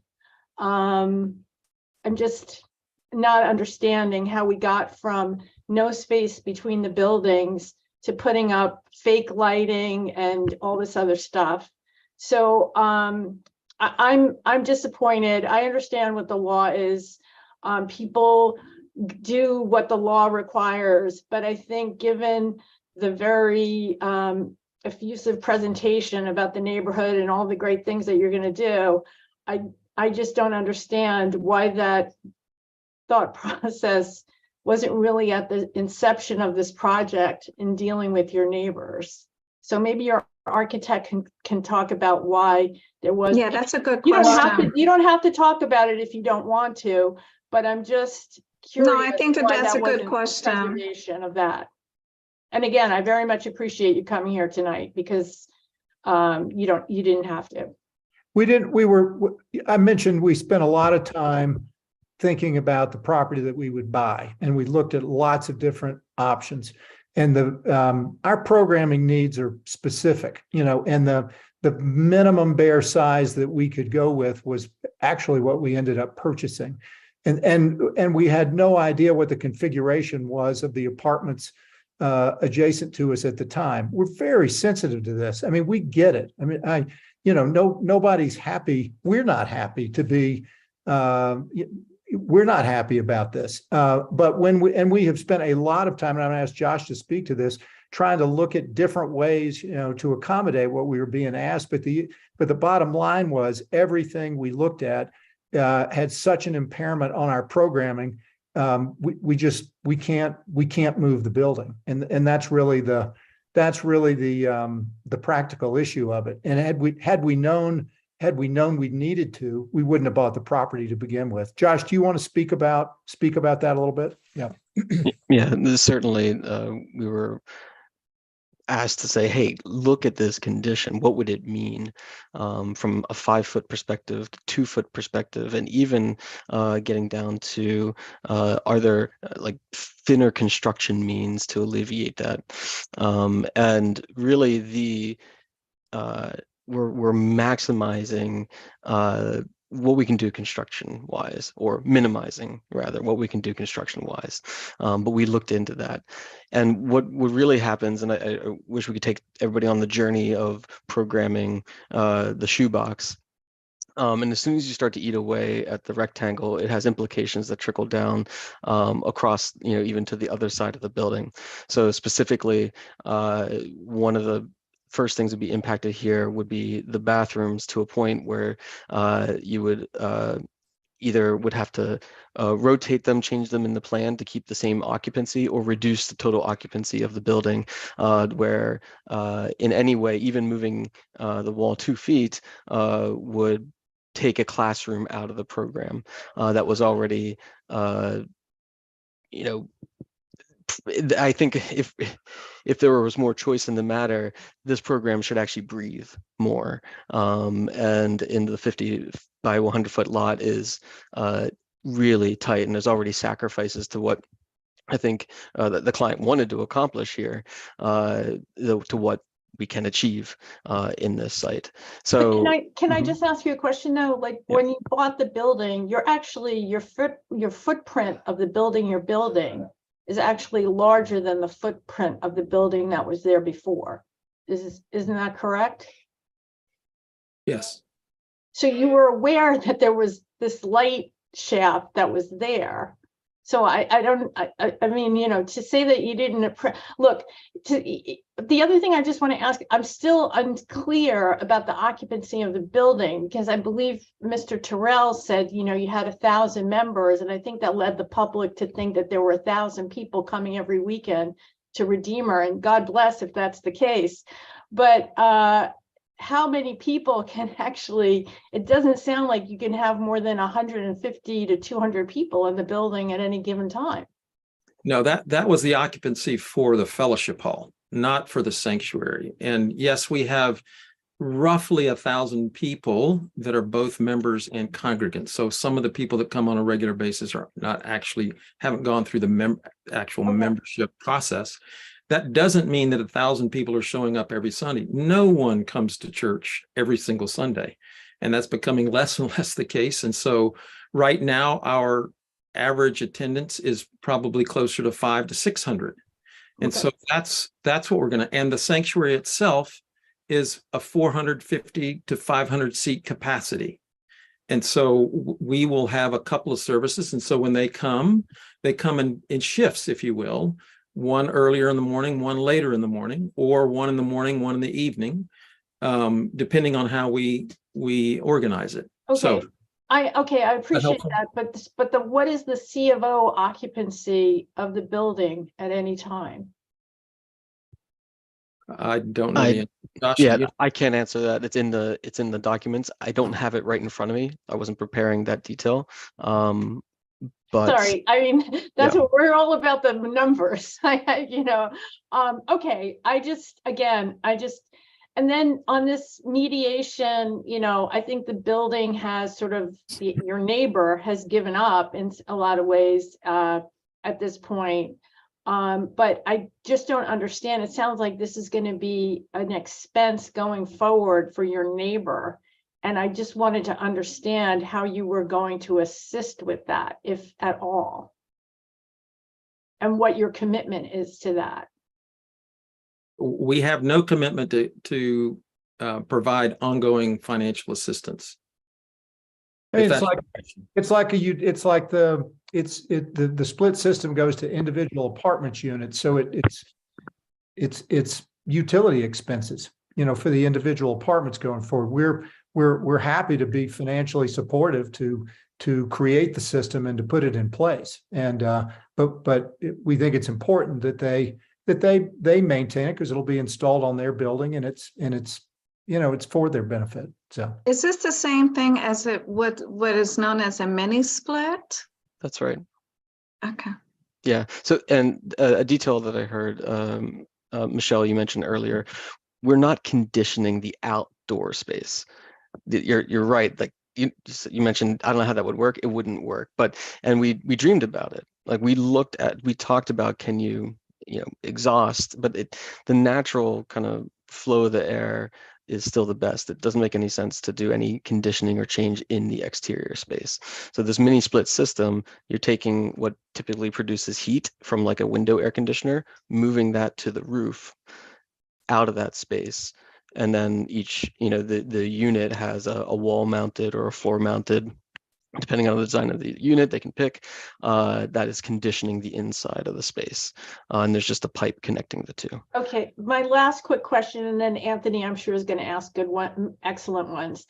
I understand that the fire department came to observe the condition. Are you aware of what they saw when they came and why they thought that this was okay? I'm also very curious as to how you do a local law 11 upkeep with the amount of space that's going to be between your buildings.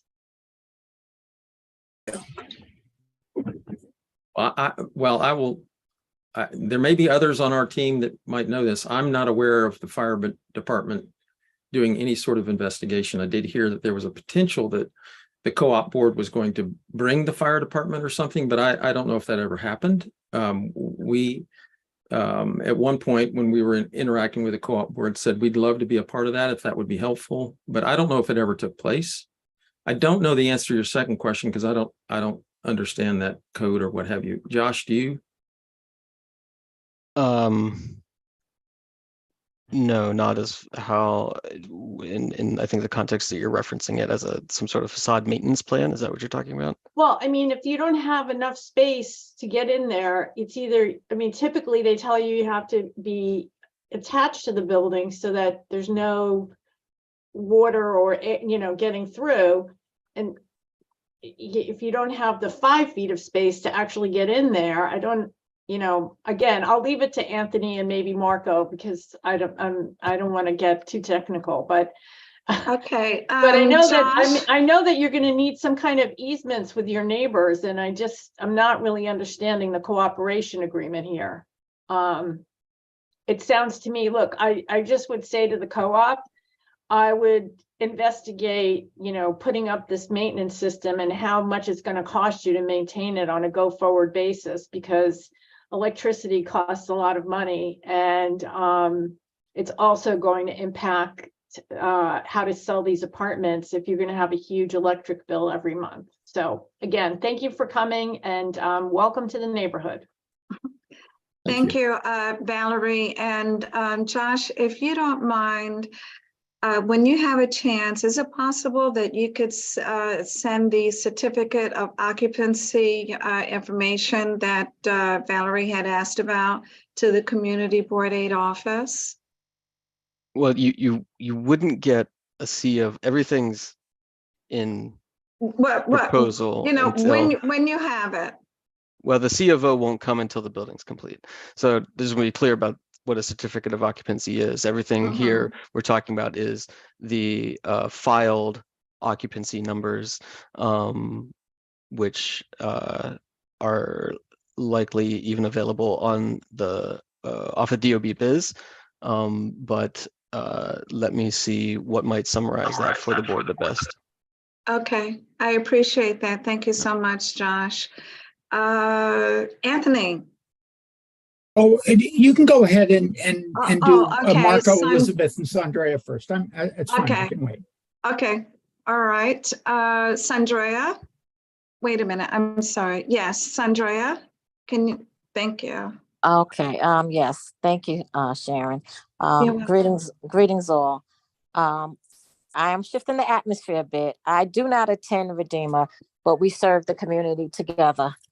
Redeemer has partnered with the Homesizers Coalition, in which I'm a co-founder of.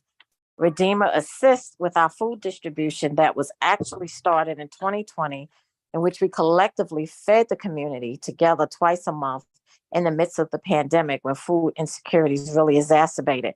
I assess the needs as a community leader. We now presently feed the community together with other faith-based organizations of Isaac Houses and Homes Towers once a month. On the third Saturday of each month, volunteers from Redeemer actively and lovingly help with food distribution. They also make home deliveries as well as sit and pray with families of our housing complex. The Homesizers Coalition also has a tutoring program inside the Isaac Center for children ranging from 1st to 5th grade. Members of Redeemer are part of that very essential program titled Reading Buddies. As a community leader, I am personally working with a small group of Redeemer to assess the needs of our community in the public housing developments, that I serve and work, help out in. It is my hopes that Redeemer completes their project and will eventually be in their new home to impact the Upper East Side and beyond. As a minister myself, I have witnessed their faithfulness to the stakeholders of Isaac Houses and Homes Towers.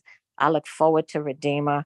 I look forward to how Redeemer will actually further impact the Upper East Side and beyond as a church that serves all people. So I just, felt compelled to just speak of the character of the members. They come out, they volunteer. I mean, we've been in the cold. This is several years we've been doing this in the cold and the heat, sometimes for hours. We've gotten better with the food distributions. Sometimes we used to be out there for 2.5 to almost 3 hours. Now it's maybe about 2 hours, hour and a half. We've grown and gotten better, but they are a blessing to our community and beyond. And I wish them well and welcome to the neighborhood. Thank you, Sharon, and the rest of the co-chairs of this committee and Redeemer for their presentation. Thank you so much for those comments, Sandra. I really appreciate it. Elizabeth Rose, can she be unmuted, please? Hi, Elizabeth. Sure. Hi, everybody. So I have a couple of questions, and to your request of Michelle earlier, I will give them all, and there are probably different respondents for them. So my first Don't question. call me here. I'll try her up. Whoops. Okay. Wrong, Elizabeth. Elizabeth Rose, you have the floor. Thank you. So a couple of questions. The first is, have you maximized the use of all available FAR in the current proposal? And if not, you describe the knock-on effects of adding the light well, which would include the need to reorient bathrooms, which might impact a reduction of classroom space. If you have not maximized your FAR, we know you have not maximized the height of the building. Could you add on additional FAR to provide the additional classroom or any other amenities that you might lose if you were to, in fact, put in a light well? That's the first question. The second question is related to the proposed mitigation. Can you please confirm that you are committing to the full cost of the equipment and installation of the proposed HVAC units for all of the apartments that are on that light well that will be where the light well will be diminished? And then the third question, and this is a question that I would hope that several of your parishioners or members would answer. First of all, you are all members of this community area, or at least all of those who are speaking. And so you are part of this community, of the community board, that is. And I would really like to hear from you all. When did you learn that the proposed building would have the impact that it will have on the adjacent apartments? How do you feel about that? What would you say to those individuals who are being affected? And how does this fit with your spiritual and religious beliefs? Those are my questions. Josh, Elizabeth, yep. to the FAR? Yeah. Yep. So we have maximized all the FAR within 150 feet, maybe. And then the so it wouldn't be, there's not room left over to kind of go up. Well, let's just push that. If you reduced the floor area size, if you reduced the footprint to create the light well, you would save some amount of FAR, which could be repurposed higher up. Yes, Have that's you how. run that calculation? Have you drawn a version of it? No, I have not drawn a version of that, but we had drawn a version of what would happen if there's another floor. Each floor you go up also has a cost associated with it, and that's another consideration to just going up and up. So it wasn't specific to moving a specific square footage up, but the whole number of floors and the height was evaluated. Your second question, if I understood it correctly, have we committed to the full cost? Josh, his team, the engineers, spec'd out solutions for both the light and the air.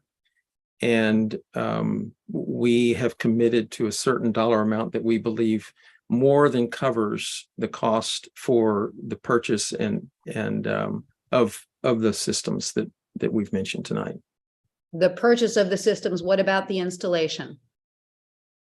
All of it. All of it. Yeah, Installation, purchase. Spec it all out. Yeah. And would your contractors, would you be installing this as part of your project? No. Yeah. So No, you'd be giving a lump sum to the building? Yeah, perhaps Brian could speak to this in terms of the arrangement. Well, it's not an arrangement, it's a proposal, as far as I can tell. I'm sorry, proposal then, if that's helpful. Yeah, the idea was that we would let the co-op have their own contractors do it, that they could control, so that they would be happy with the installation costs, and we would reimburse them as they sent us the receipts for the cost, as Bruce mentioned, up to an amount that we've proposed. Okay.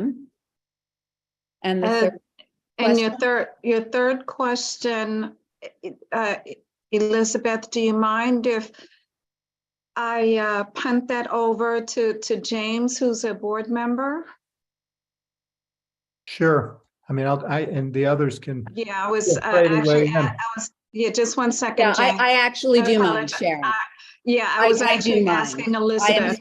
I am specifically asking not for the leaders of Redeemer to respond. I'm specifically asking for the Yeah, individuals. that's why I asked the question, community Elizabeth. who- So thank you, I appreciate that, Sharon, who spoke about their involvement with Redeemer and their excitement about this new building. Yes. I'm specifically asking them, and I would like their individual responses. Okay, I got you, Elizabeth.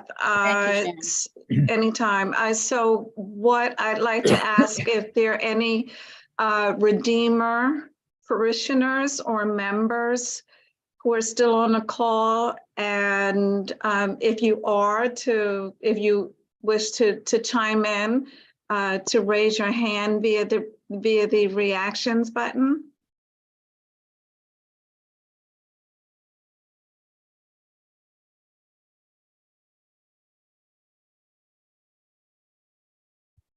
Kimberly Hunt.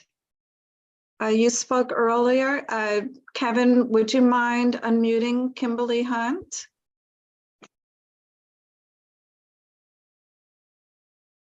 Originally from California. We won't hold that against her. No, we won't. Kimberly, you're unmuted. Okay. Oh, I'm sorry about that. That's okay. Yeah. I just want to say I'm not exactly sure when I heard about this. But what I think the question was, when did I learn? I can't remember, to be perfectly honest. How do I feel about it? I feel that my church has handled a really difficult situation very well, that it has been something that we weren't happy about, as I think you've heard that. And I think that they've also expressed that to us. So I'm not happy about it either. But at the same time, I do believe that, and I hope that the benefits of what we bring will outweigh some of this. And I'd love to talk to the neighbors, because I feel for them. It's not that we don't have hearts and we don't understand. And part of it is just, it's the toughness of where we are in the city and living here in New York City, and these things that happen, unfortunately. And I think there's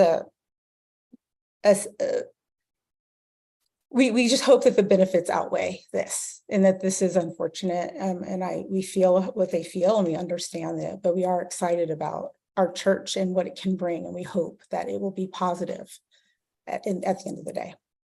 Well, kudos to you, Kimberly, for stepping up to answer. I know must have been a difficult question, and thank you so much for your empathy for your neighbors. That is very much appreciated. James Sung.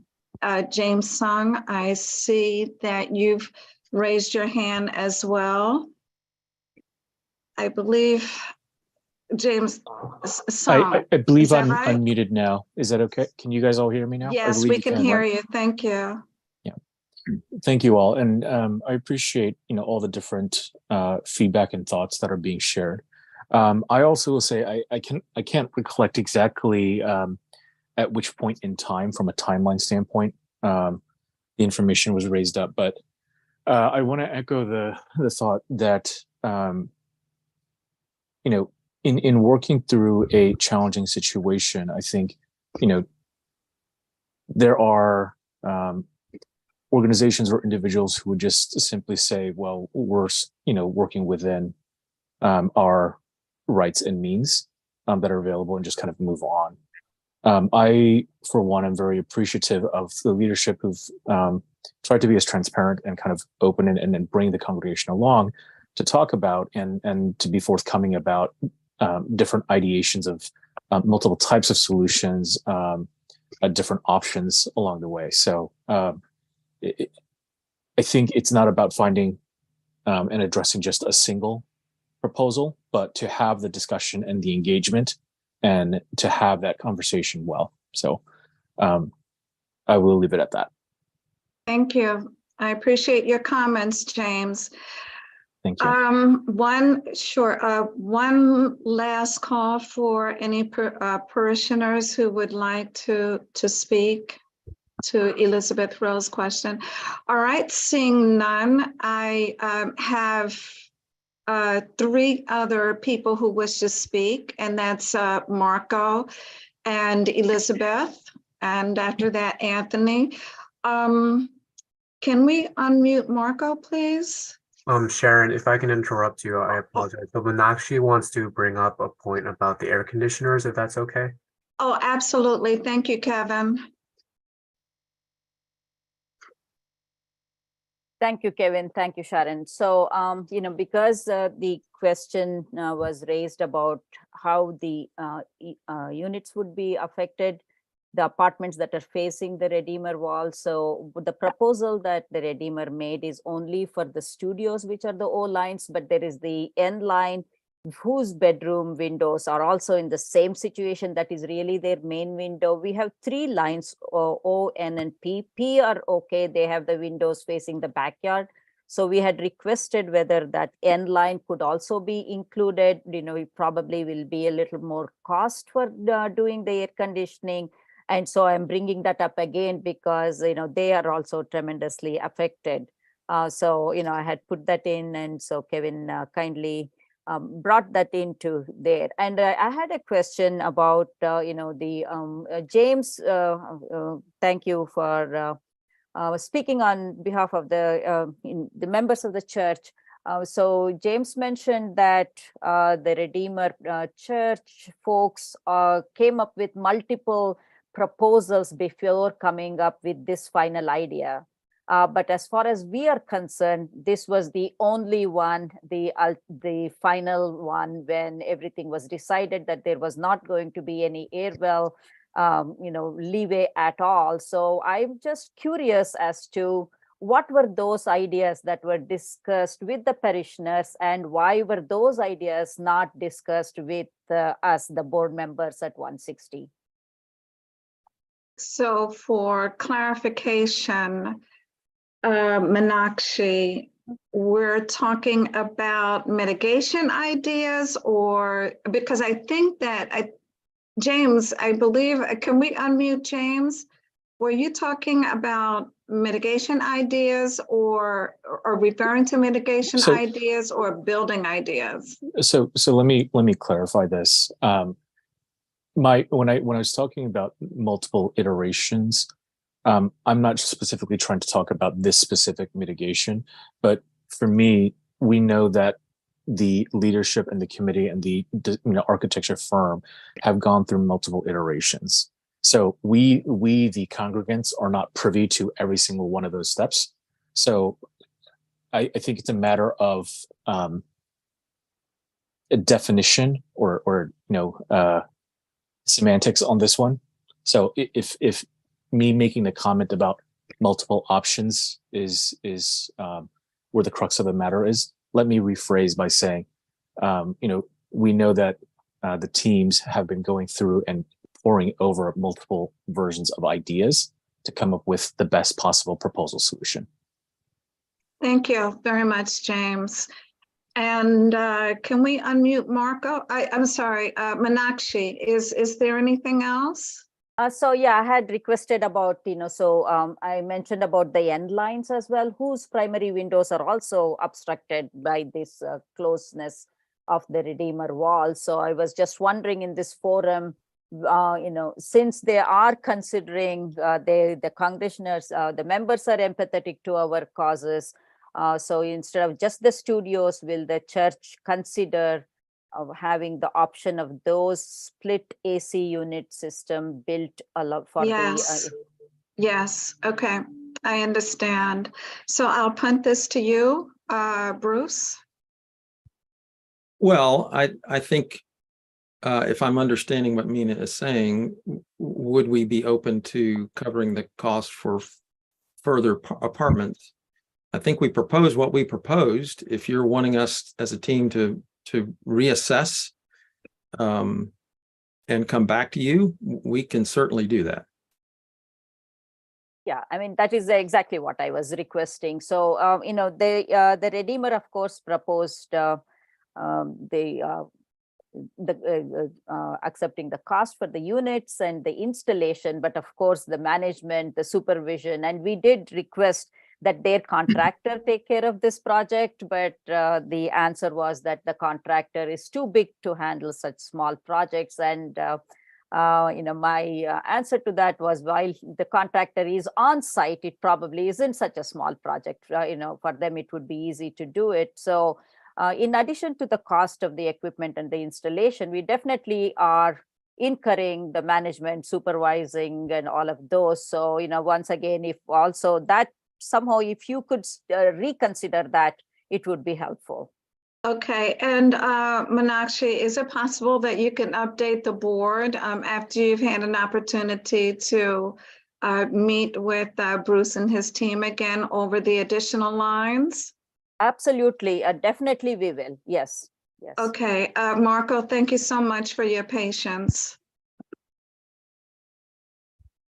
Can we Thank unmute you. Marco? Yes, thank you so much.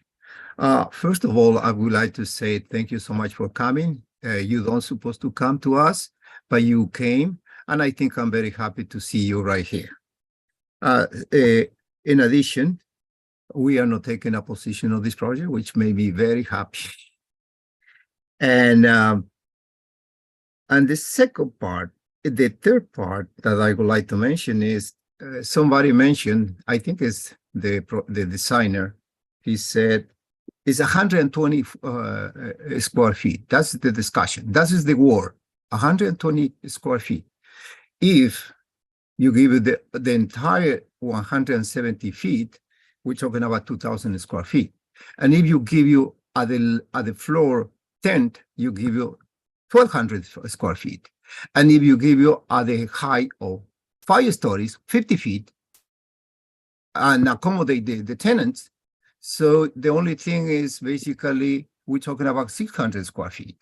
But the designer said that is not possible. Well, in a floor plate of 50 by 100, 5,000 square feet, they are unwilling to give you 120 feet. Well, that made me call my attention. And now, being said that, let me explain you exactly. This is a C1-9X with equivalence of R9X. So the floor area ratio is 9. Okay, so what you did is, my opinion is next.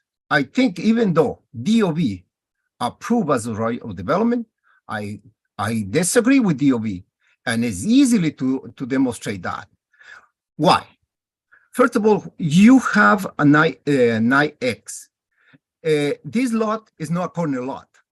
It is within 100 feet. And lots within 100 feet usually is waive the rear yard. But the R9X, it is require a minimum rear yard of 20 feet. And so now what we have right here is a conflict in two zoning resolutions. There is another resolution that said when two resolutions are in conflict, the more stringent apply. So therefore, it's 20 feet on the rear yard.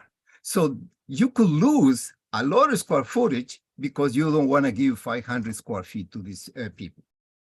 The second, but the residents doesn't want to go in that direction because they could. So now, let me go about the mimic of lights. Well, I would like to see exactly the designer to present to us and see exactly what it means, because it's easier to just only express in words. The other issue is the mechanical system. I don't know if he's joking or he tried to take advantage of those people, but a split system, what it does is to remove heat or to remove cold from inside through outside. Do not ventilate the interior space. So basically, you don't provide a solution. The only thing you do is you provide a cooling or heating inside. That's it. So, but the main issue, the discussion right here is ventilation. You don't provide that. You better analyze this part. The point that I'm gonna be very strict is this building is gonna be a passive building? That's I would like to ask the designer. Josh? Can you define what you mean by passive? Oh, you don't know that? The definition. Definition is basically the only thing you do is to produce heat or to produce cold within the building. Not to most of the buildings, heat and cool the environment too.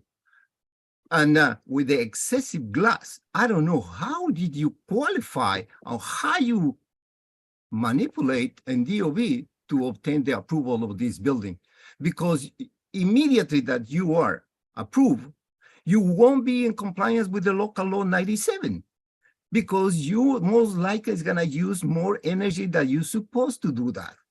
And I think you should, as a professional, you have an ethical and moral obligation to preserve this planet, to reduce carbon emissions.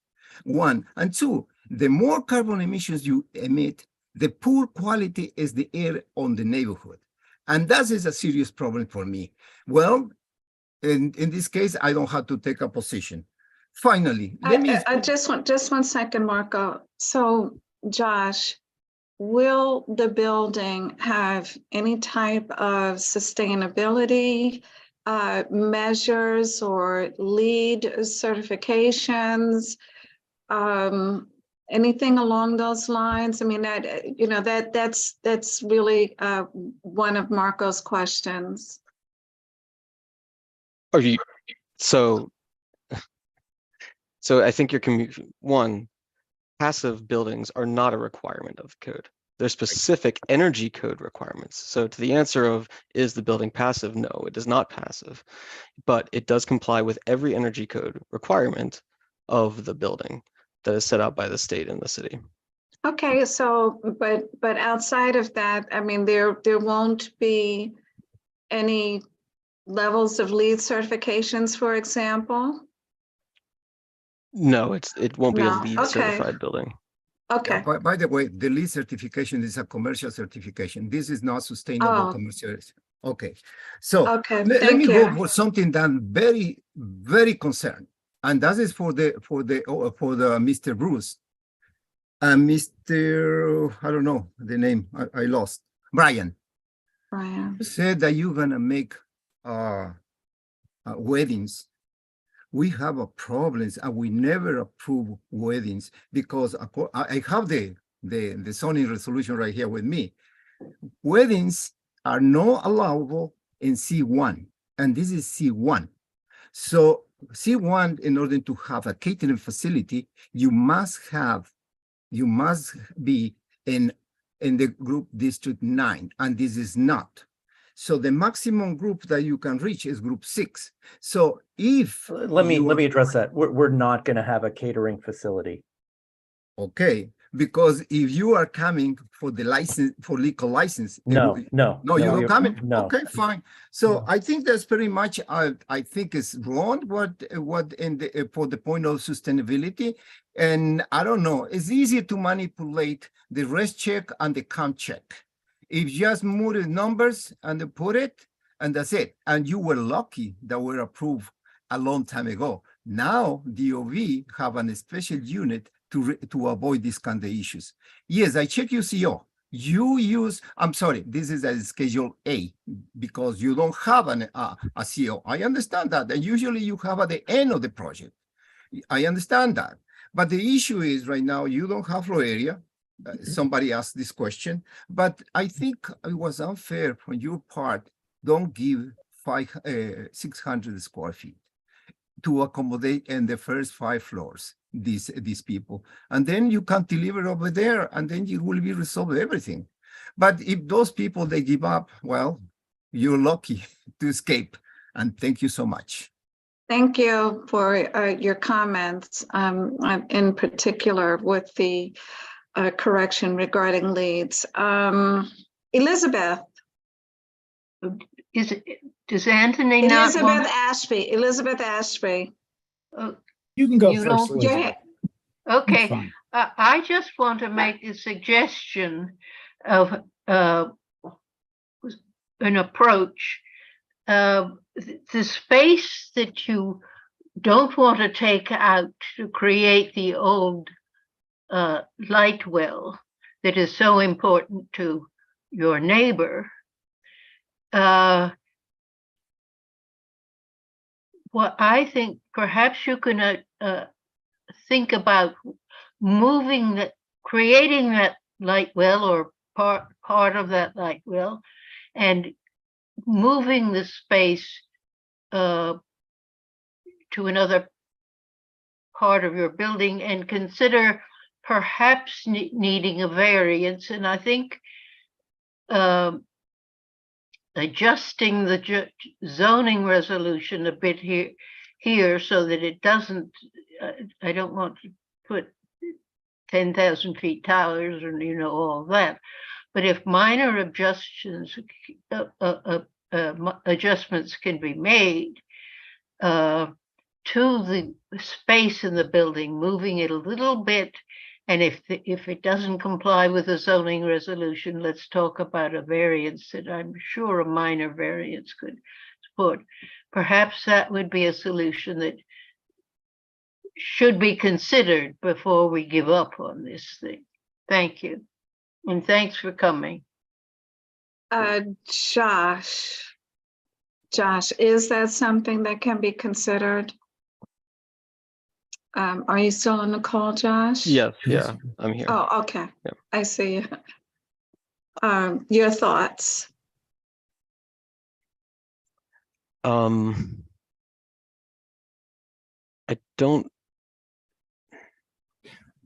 Variances take a lot of time. I think that would be. If I could just ever so slightly interrupt. Yes. It's unfair of us to ask the architect, this is as an architect, to redesign the building without consulting with his clients, let alone without sitting down and actually trying to redesign the building.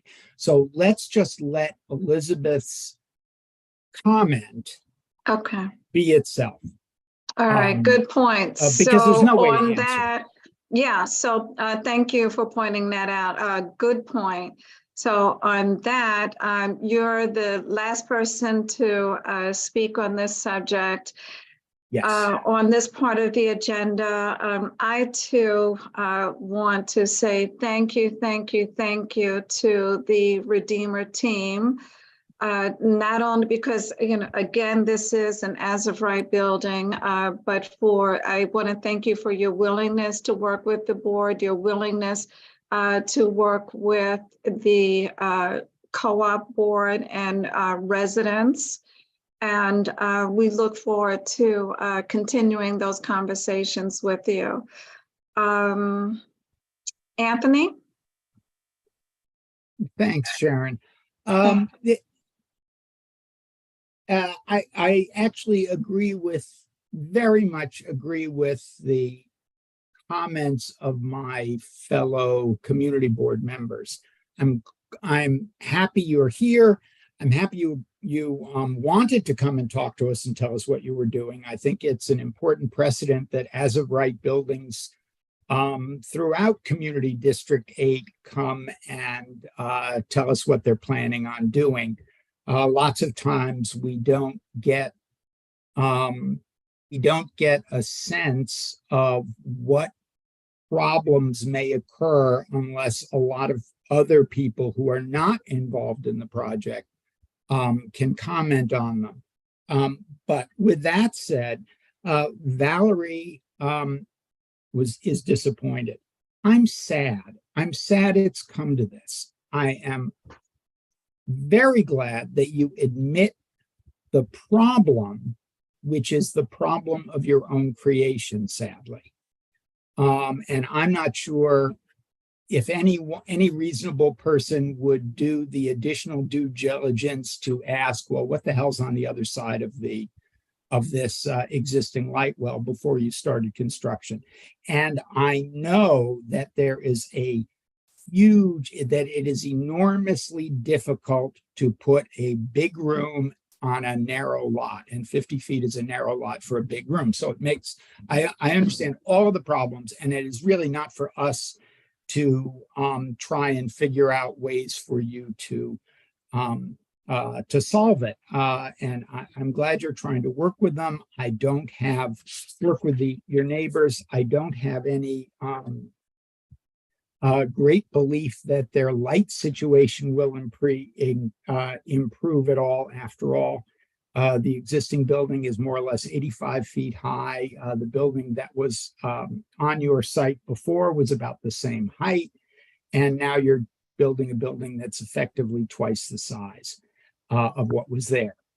Not saying it's not legal, not saying it's not even appropriate for your program, but the fact of the matter is that that well, even if it were bigger, would be a lot darker than it was before you started work, and certainly before it is now when there isn't a building up there. Just a comment about the split system. I think actually it's a very clever solution as to a problem that really doesn't have a solution, in that it will let the occupants next door, the apartment owners next door, to take window units out of their windows, so they will get incrementally more light and maybe a little more air, although the air that they get from their air conditioning units is in fact recirculated. That's the way these things, that's the way they work. It is not our place here to comment on the architecture, except to note, in my opinion, that the building lacks humility. It is not architecturally a good neighbor. That's okay. You did it. It's all right. It's going to be built. I'm sure it'll actually be a wonderful space. That's just a comment. And finally, although I very much appreciate the comments made by all of the congregants and members, a church is a community, not just a building. And your community, your church, has flourished in extremely difficult physical conditions. And conflating the building with the community is a little unfair. But thank you for coming. We appreciate it. And back to you, Sharon. Thank you. Appreciate your comments, Anthony. And that's it for this segment of the agenda. I'd like to move the agenda to the presentation on Zola. And again, thank the Redeemer team, the congregants, as well as the representative from the co-op board, Meenakshi. Thank you so much for being here this evening and participating in this conversation. We look forward to continuing the conversation and whatever Redeemer can do for the P and N lines of the co-op. So thank you very much. We're going to go on to the second item on our agenda, which is a presentation on Zola that Anthony is going to be doing. And Anthony, I'd like to hand the baton over to you for this part of the agenda. Thank you, Sharon. And Kevin, can we do a screen share?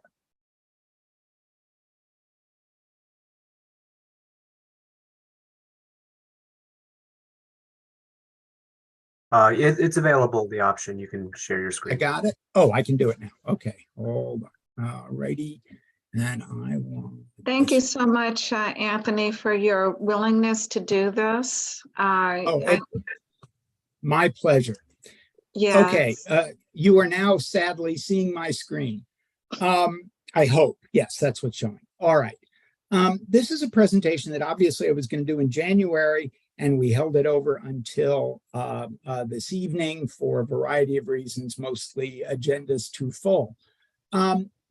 This is a walk through city planning's tool, singular now, for building lookups. What is this building? Where is it? What's the construction? All of those items. In the past, you had to look. The old school solution was to look at the zoning map, check the zoning resolution, go to the Department of Buildings website, and somehow find the block and lot number for a particular address. It was not very easy. At some point, a number of years ago, city plan, and this was in the presentation was in the agenda. Kevin or Will could put I guess a link to it in the chat, so you can find it. And this is a kind of step-by-step way of looking up building information in our neighborhood. And at the end, I've tacked on something that will probably be even more exciting to community members. So when you go to the web page, which is here, zola.planning.nyc.gov, the left side gives you all of the interactive map layers. And when it comes up, what you see is, in fact, the map of the city of New York. Every single building is on this map. You can turn layers on and off so that you are just seeing, it's really interactive, so you are just seeing what you want. So let's say you want to search for a particular building. So you can search by address. So you start typing and the site will suggest choices for you, whether they in any borough, you just start typing. And in fact, what we're going to do is, or you could zoom. You can just zoom the map to a lot by lot thing. You scroll with the mouse wheel or use these plus and minuses. You can just locate your mouse on top of the map and just scroll to zoom that way. It's really easy. It's sort of very natural. But first example, this is an old building. This is actually the building I live in. And it's 345 East 77th Street, Manhattan. You type in 345 East 77th Street. The website suggests Manhattan. You say, yup. And you get a lot of information about the building that's very easy to read. And so what happens is you highlight, the building is highlighted as it is here. And then on the right-hand side, there is a long list of pertinent information. You have the zoning. And if you click on the zoning, you get another window opening that gives you basic zoning information and then links you back to the zoning resolution if you're really interested. You can see the digital tax map. Again, the same kind of thing. You get a new window. The zoning map, which shows where it is, although all of the zoning information is contained right here. You see, this is R8B. It sits next to a C28, which is First Avenue. It tells you about how big the building is. It tells you how big the lot is. It gives you a sense of when the building was built. The building dates are wrong as often as they are right, but it's something, I guess.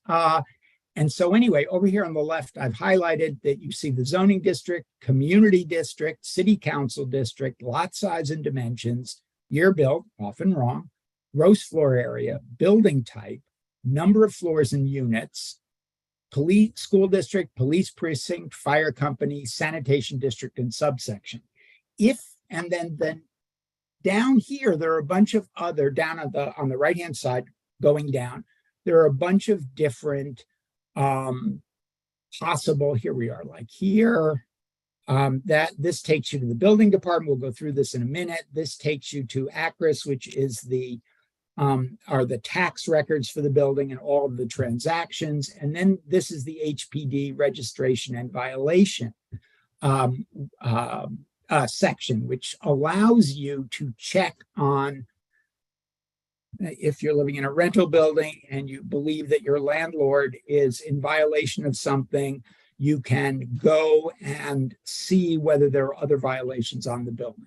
All right, so first, direct links, as I said, digital tax, zoning map, Department of Buildings Information System, which we'll get to again, ACRIS, which is financial information from Department of Finance, and the HPD building registration and violation records. And I will admit that I have in fact used those, not for myself, for my son, in order to check up on his former landlord. So then when you go to the building department site, that link to the BIS, Building Information System, you have something here that is called the BIN, which is the Building Information Number. Believe it or not, every building in the city of New York has a unique number. All Manhattan buildings begin with the numeral 1. And so this happens to be the building information number for 345 East 77th Street. It is unique to each building. And so you take note of that. Websites allow copy and paste, which is good. And then you go into that, and this is an old building where you're looking for, not necessarily looking for information that happened changes to the building that happened more recently or to a newer building. We'll get to that in a minute. So you can view the zoning documents, which, if there are any, and most old buildings don't have them, that describe the size and shape of the building and how it accommodates to the zoning resolution. You get its certificates of occupancy. Many older buildings don't have them, but there are lots in this category of, let's say, before 2015 that do. And that describes, a certificate of occupancy describes the uses of a building and also its occupancy, which is to say whether there are 5 apartments on a floor, 10 apartments on a floor, if they're apartments or if they're just offices. And then jobs and filings. Now the jobs and filings here, which again, it's a tab, takes you to a list of jobs. So the other way to do this is to zoom to a location. So I zoomed to a location, 75th Street and 3rd Avenue, which is a new building being built, and a whole number of buildings were being torn down. And this seemed to be a good opportunity to take a look. Same information is available in the same way. And we then once again go to the building information system, and you get a new BIN. Occasionally, they will hang on to old BINs, if lots are combined, and it will be in this obsolete category. So building information number, again, it's unique. We go from here, the same place, jobs and filings, and then we go from there to, there's nothing new. The last thing here was tearing down the old building, which seems kind of limiting. But everything is now done fully electronically at the Department of Buildings, which is good news and bad news. But the good news is that all of those records are now easily obtained for new buildings at the DOB Now public portal. So again, you click DOB Now public portal and you are taken, and they literally just revised this form about a month ago, this web page. And you go to here and you could enter the address, you could do borough, block, and lot, or if you were paying attention a couple of minutes ago and copied the BIN, you can insert the BIN. I always like that. Do search, and it takes you to the address, its BIN, tells you a little something about the building, information that you already have gotten from the Zola listing. But then you go down to build job filings. Job filings gives gives you information on construction jobs that have been filed with the Department of Buildings. You can also get general building information, that's up here, certificate of occupancy, and safety compliance. Safety compliance really has to do with buildings that are under construction, and you can then use that information to make sure that the construction is following legal safety procedures. So then you go to filings and you go to, I'm going to go back up one, this job filings. That's pretty obvious, although it took me a long time to figure out where it was. And you look for job type. And if you're concerned about finding a new building, see there are all the columns above, you have job type. And then you have work type. And the work type is, there are 2-letter abbreviations. SD is sewer, PL is plumbing, GC is general construction.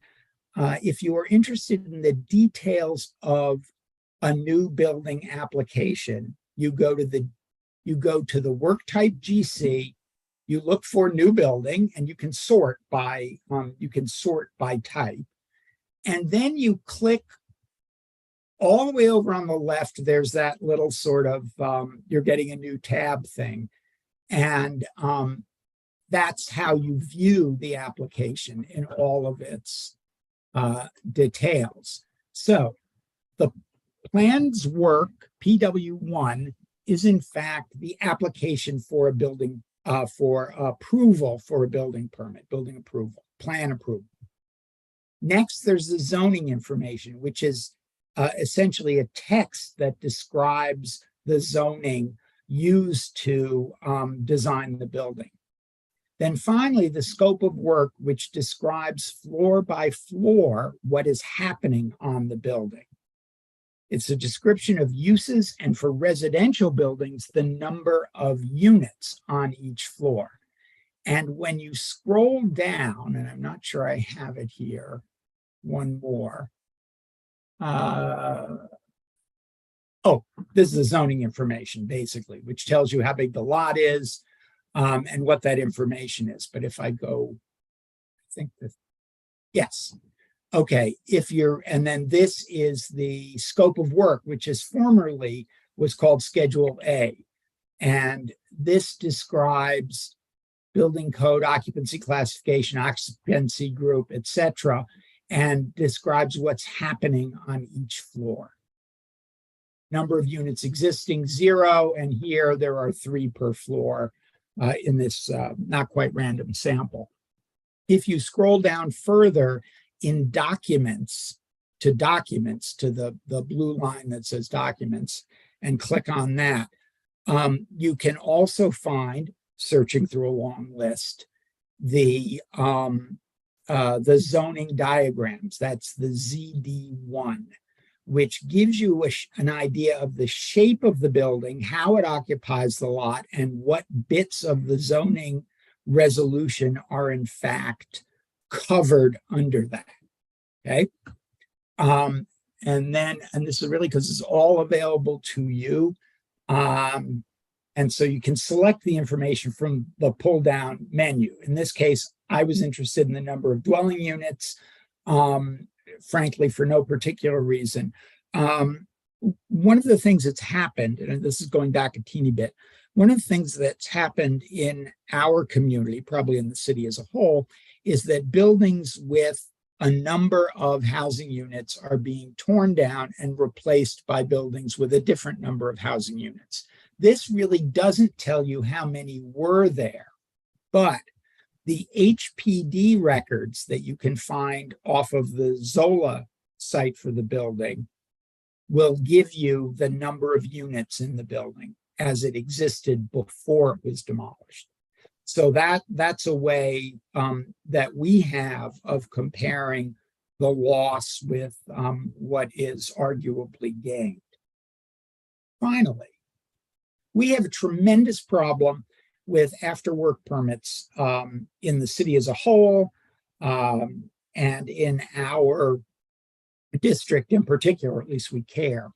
And so this is after hours variance permits. This is part of the building department website. And it's this guy right here, nyc.gov/site/building/industry/after hours variances.page, believe it or not.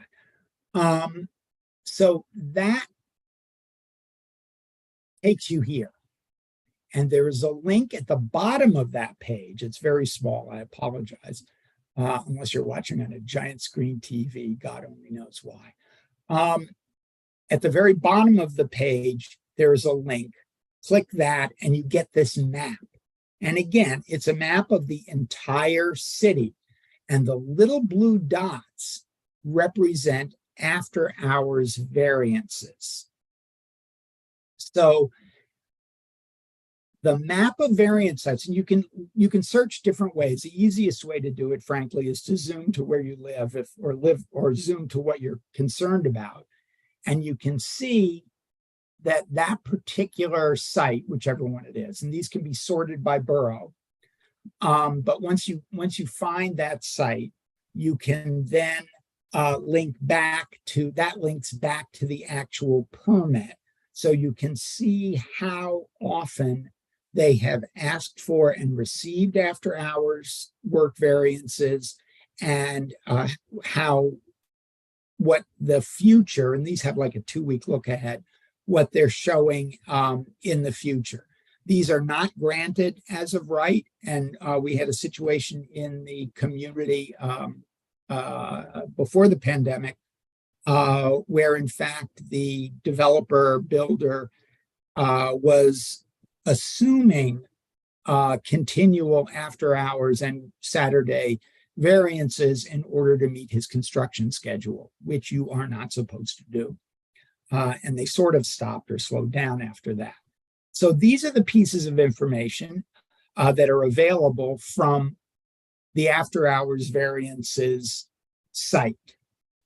And all of these have real links back to the actual building department, Department of Buildings website. And so that's it. I'm happy to answer questions. I should probably stop sharing. Yeah. Good luck for me. Here I am. Okay. And so if anyone has any questions, it's thank you, Michelle and Marco. I mean, it's something that we can all, I mean, I frankly use the Zola website pretty much every day. And not even for work. It's like, somebody says, what about that? Oh, but I have found that, for instance, even my building, it's the Zola website says my building was built in 1920. It was not completed until 1928. And actually there is a certificate of occupancy. Buildings that old frequently don't have them. So anyway, so Rita. Thank you so much. It was really very interesting. I don't know how I would use it personally, but I would go to you and you and I would do it. But it's interesting to know that all of this information exists. And thank you for bringing it to us. You did an incredible job. Thank you. Well, thank you. Thank you, Rita. One of the things, this grew out of actually a presentation 5 years ago now at City Planning when they had just set this up. And they are, those of you who know me know I complain about the staff at City Planning frequently. But they have made the information that is available to them available to all of us in a way that is admirable, really. And this is just like a drop of what we can get from them. and from things that are pretty easy to find online. There is, I'm sure most of you don't know, there is a 3D map of every building in the city, which is available for use by anybody. And I know I have used it to, when I've, been doing projects in a new building and you want to see what it looks like next to its neighbors, there it is. And it is, it's really wonderful, and it's surprising that they are so transparent and forthcoming. Marco? Thank you, Anthony. I think you pretty much cover everything. Yeah, definitely. No, you cover very well. However, I'm going to tell you, this weekend I have a nightmare because with DOB now, the problem is this, in the way that you explain to them, is a very simple project. It's easier to find out in DOB now. But when you have complex projects, one of the complex that I would like to tell you, and I think it's convenient for all of us to know, is the 79th and First Avenue development. That is, the DOB, they still doesn't understand, no clue how you put two buildings with two different heights. Because I know very well this development, I could figure it out, but I couldn't figure it out the floor area ratio for each of them. So the DOB now has serious problems, and especially when it's coming in this kind of situation. And that it took me a lot. All the projects that I reviewed this weekend are merged lots, and this is hard to find which one is the final lot number. And believe me, I was in a nightmare. It was back and forth. And I has been changing one side to the other side because I'm looking for the CO or the job application, because in order to make my case, I had to have these two. I had to have reliable information, because if I don't be very careful, then all my argument is gonna break. So yes, you're absolutely right. That's what I applaud. I think for most of the people, I think it's very hard to digest. But in my case, since I do it every single day, this kind of analysis and go these webs, I'm very familiar to me. But finally, this weekend was my nightmare. I couldn't figure it out, and I had to work many hours until I figured it out. I said, oh, that's what it is. And finally, before you go, I really need to bring a new business. It's exactly for this weekend. Thank you. Well, we're okay. That's good. But I'm going to turn everything over to Elizabeth Ashby. And she is going to take over the rest of our festivities. Yeah. What's left for us this evening is old business, followed by new business. Does anyone have any old business? Peggy Price? Hi, thanks, Elizabeth. Can you just give us an update on the status of the special zoning district? And if there hasn't been any change, what plans there are to follow up on that? There has been no change and no development, but I think that we're personally, and I think a lot of us are looking into the new, there's a new department in the Department of City Planning that is supposed to be working with the community. And I think we will try to work with them. I think that we're perhaps ask the budget committee to look again at providing funds for the planner, because he was working with the Department of City Planning and was getting along well. And then the funding problem came up, and he has not been nearly a year working. So there are various things I think that people are looking at, but there has been no change. I just think it's remarkable that we have a proposal from a community board that it doesn't seem very controversial to me to request saving affordable housing, supporting local retail, and protecting the scale and character of a community. I really don't think it takes much courage to support that, but that's the situation we're in, and we're working around it as best we can. And when anything comes forward, we'll certainly jump up and down and bring it to the committee. Marco? I think it's Rita, Elizabeth, thank you. But I think it's Rita. I'm gonna bring a new business. Sorry, I can't hear you. It's Rita. Okay, I was going to ask the same question that Peggy Price asked, because I feel like we're children that don't ever get to eat at the table. But just as a point of information, tomorrow night is a land use, and we haven't had a land use separate meeting for a long time. Is that still a mandatory full board meeting? Well, that's up to the chair. There's nothing to do with us.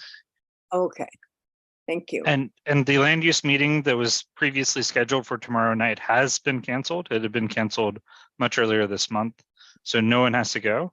But yes, they are mandatory per our bylaws. Thank you. Yeah, it remains on the list to go, but it gets canceled. Marco? Thank you. I would like to bring a new business. It is possible to bring a new business? Yes. Okay, thank you. Can I share only one diagram? It is possible to do that? Elizabeth? I don't see why not. Sorry, I'm not understanding you. Marco wants to show a diagram. Yeah, Kevin, can Marco share his screen? Yes, he can share his screen at any point right now. What is Marco? He's this going is to about show us new something. business. Oh, okay. I'm in trouble. I couldn't find. Let me see if I find it. No, there is none. Well, okay. So I cannot find my PowerPoint right here. So, but the point is very simple. The development on 83rd Street, on the southwest corner, because there are two developments right there, one across the street. The development on the west side, it gave me a nightmare to figure out the information. That's where I was my weekend. And finally, I found it that this development transfer the air rights from two lots.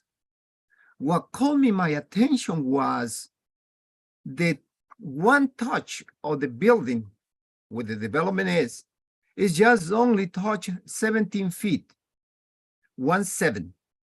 So this issue came when the 200 Amsterdam Avenue on the Upper West Side, they raised the same issue. And the Department of Buildings, they find out that there is a memo that allows to do that. However, DOB find out that they did wrong. But they said in the case of 200 Amsterdam Avenue, is not retroactively. So the memo stands that saying that in order to transfer the air rights, you cannot transfer with a small piece of the land to the development site. And this is the diagram I would like to show, but I think maybe later we can show up this diagram. But I think it's wrong.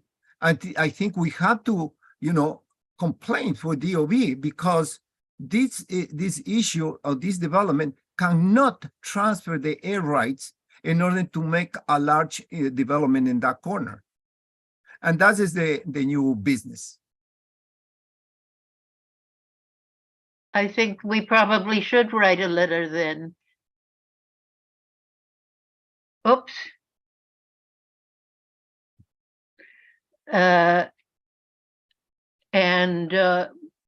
If you would draft it, I think we'll. I think that's Elizabeth, okay with my fellow co-chairs. I can set the diagram. You can read it, but I couldn't find the memo that described what I said. And I have this somewhere in the computer, and I couldn't find it, so make my argument completely. So I think the bottom line right here is to I think maybe reach those people on the Upper West Side. Maybe they have the memo, and because they win and they lost for this memo, and so I think my recommendation is I would like to send to the two co-chairs or three co-chairs, I'm sorry, so they can see what exactly what it means. Thank you. That's fine, Marco. Please do that. Yeah, thank you. Valerie? Thank you. I just sent Will something in the chat. I mean, a while back, I think it came up at this meeting and then maybe one of our land use meetings. 762 Madison Avenue, where I think that's the Armani residential building that's being built. Yeah. All of there used to have, you can see on the shared screen, there used to be a sidewalk, a protected pedestrian area around the construction site. And all of a sudden now that is gone. And there are signs up that say there's no sidewalk. You need to cross to the other side of Madison Avenue. And it really means that there's no option on the west side of Madison Avenue between 65th and 66th. And to the right on this photo, there are two restaurants there. And I don't understand why all of a sudden there's been a protected pedestrian walkway there for the entire time of the project. And now all of a sudden it's gone. I reported it to 311.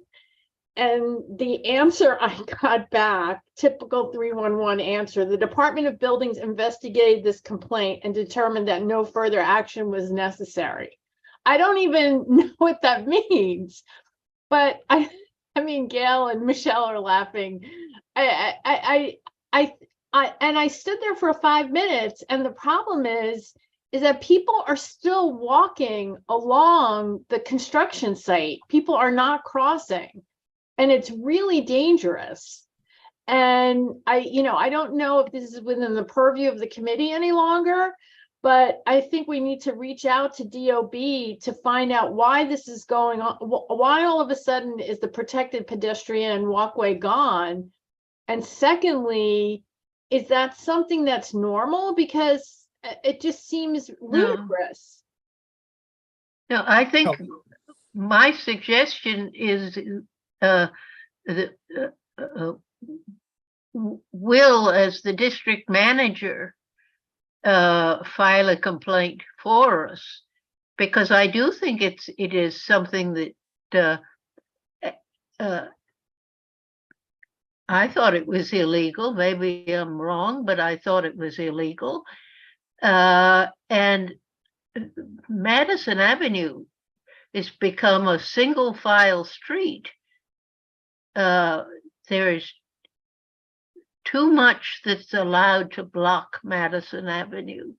And I think this is just another thing that makes it impossible to walk along Madison Avenue. And if you're going north to south and you don't believe that there's no pedestrian crossway, you end up literally in the middle of the block. You have to cross Madison in the middle of 65th and 66th Street to the other side. It's insane. Yeah. I don't know, Will, can you, do you need my, Is Will here? I am Yeah, here. he's Yeah, here. yeah. Oh, good. Can you this look is- into it, Will, and then tell them they've got it wrong? I will say this: I cannot tell them they've got it wrong, and know for like beyond a shadow of a doubt that their rules don't supersede mine, because mine are not written into the city code.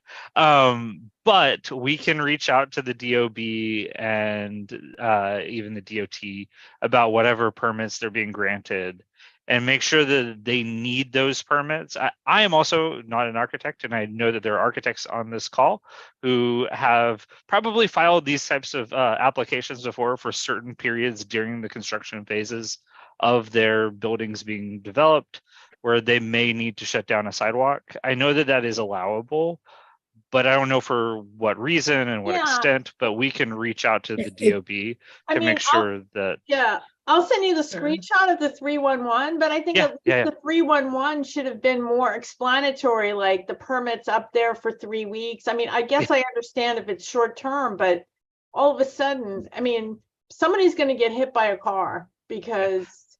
I like to remind people that 311 is basically the city's answering machine. It's not necessarily the response that the agency really put in or the effort that they put in. It's really, you know, creating a receipt of a complaint or an issue that was registered. And so really and truly what you should do when you get that 311 complaint number is reach out to our office, reach out to your council member's office or whoever that could liaise with the agency to get a more accurate answer. So what I'm going to do is make sure that Kevin or we reach out to the DOB to get a full rundown of what their, you know, rationale for why they said, because often in 311 you get these responses that say, we went out, we checked, and things are fine. Things could be fine for 1,000 different reasons because somebody's already made the complaint and they can't issue another violation because, you know, whatever the reason is, that you got that registered response from the basic answering machine of the city may not be satisfactory. And this is really, I'm not talking to you, Valerie, because I think you know all of this. I'm talking to everybody who's watching this video who sees something, says something, and gets an unsatisfactory response from 311.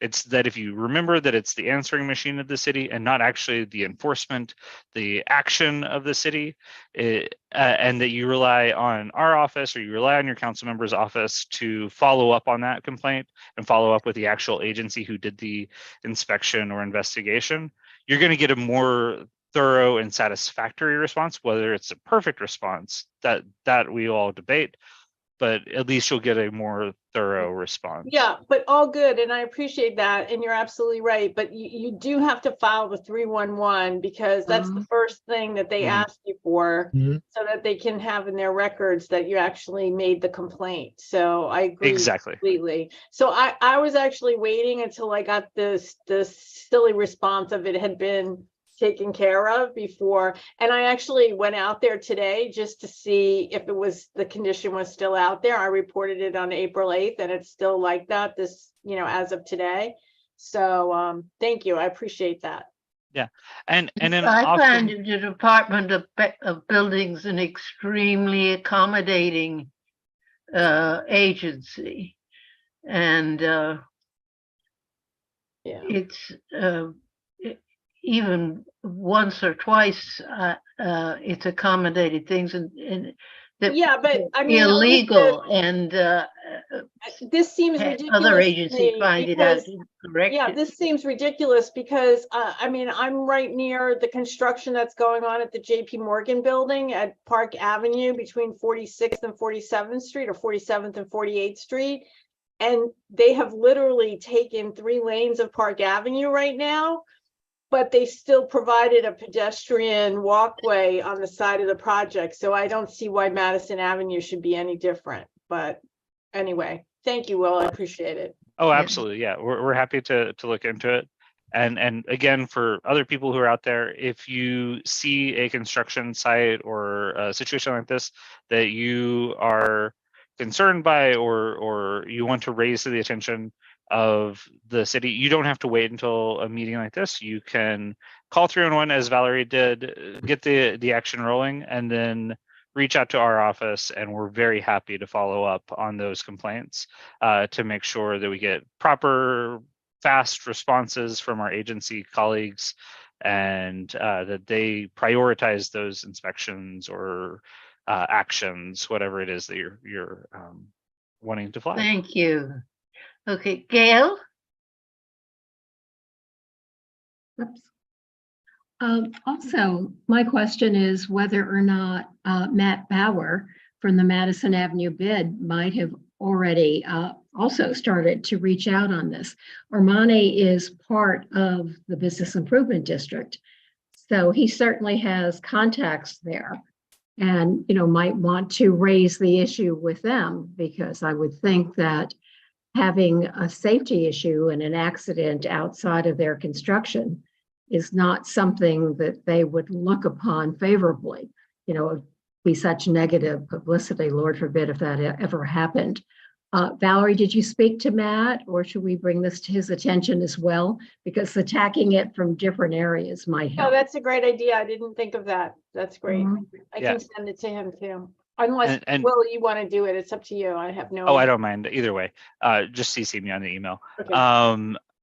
And Gail, you raise a absolute perfect point, is that oftentimes there are community partners and there are contacts that we have in our office with the developers, with the representatives of the developers, that we can go to them. And maybe their construction crew isn't behaving in the way that the developer or the people representing the developer would prefer them to behave, and they can internally act a lot faster than the city's agencies can reprimand and cause action too. So I think that's a wonderful point, Gail, and it's perfectly timed. Okay, thank you. Marco? Elizabeth, Valerie, there are 2 agencies involved in this case. It's DOT and DOV. Usually, when a project is approved, a big construction, it is required to have a pedestrian plan protection. Otherwise, they don't issue the working permits. Apparently, the Armani has very good friends in DOV. That's what only I'm going to say, because at least every time that I file, they ask me for the pedestrian protection plan. If I don't provide, they deny the application. So something is wrong over there. That's the only thing I'm going to say. Thank you. Thank you. Michelle? Hi, I think it was a great meeting. We covered a lot of ground. And with that, I'd like to move to adjourn. Hallelujah. Okay, thank you all for coming, and thank my fellow co-chairs for their hard work. And we will see you next month. Bye, everybody. Thank you.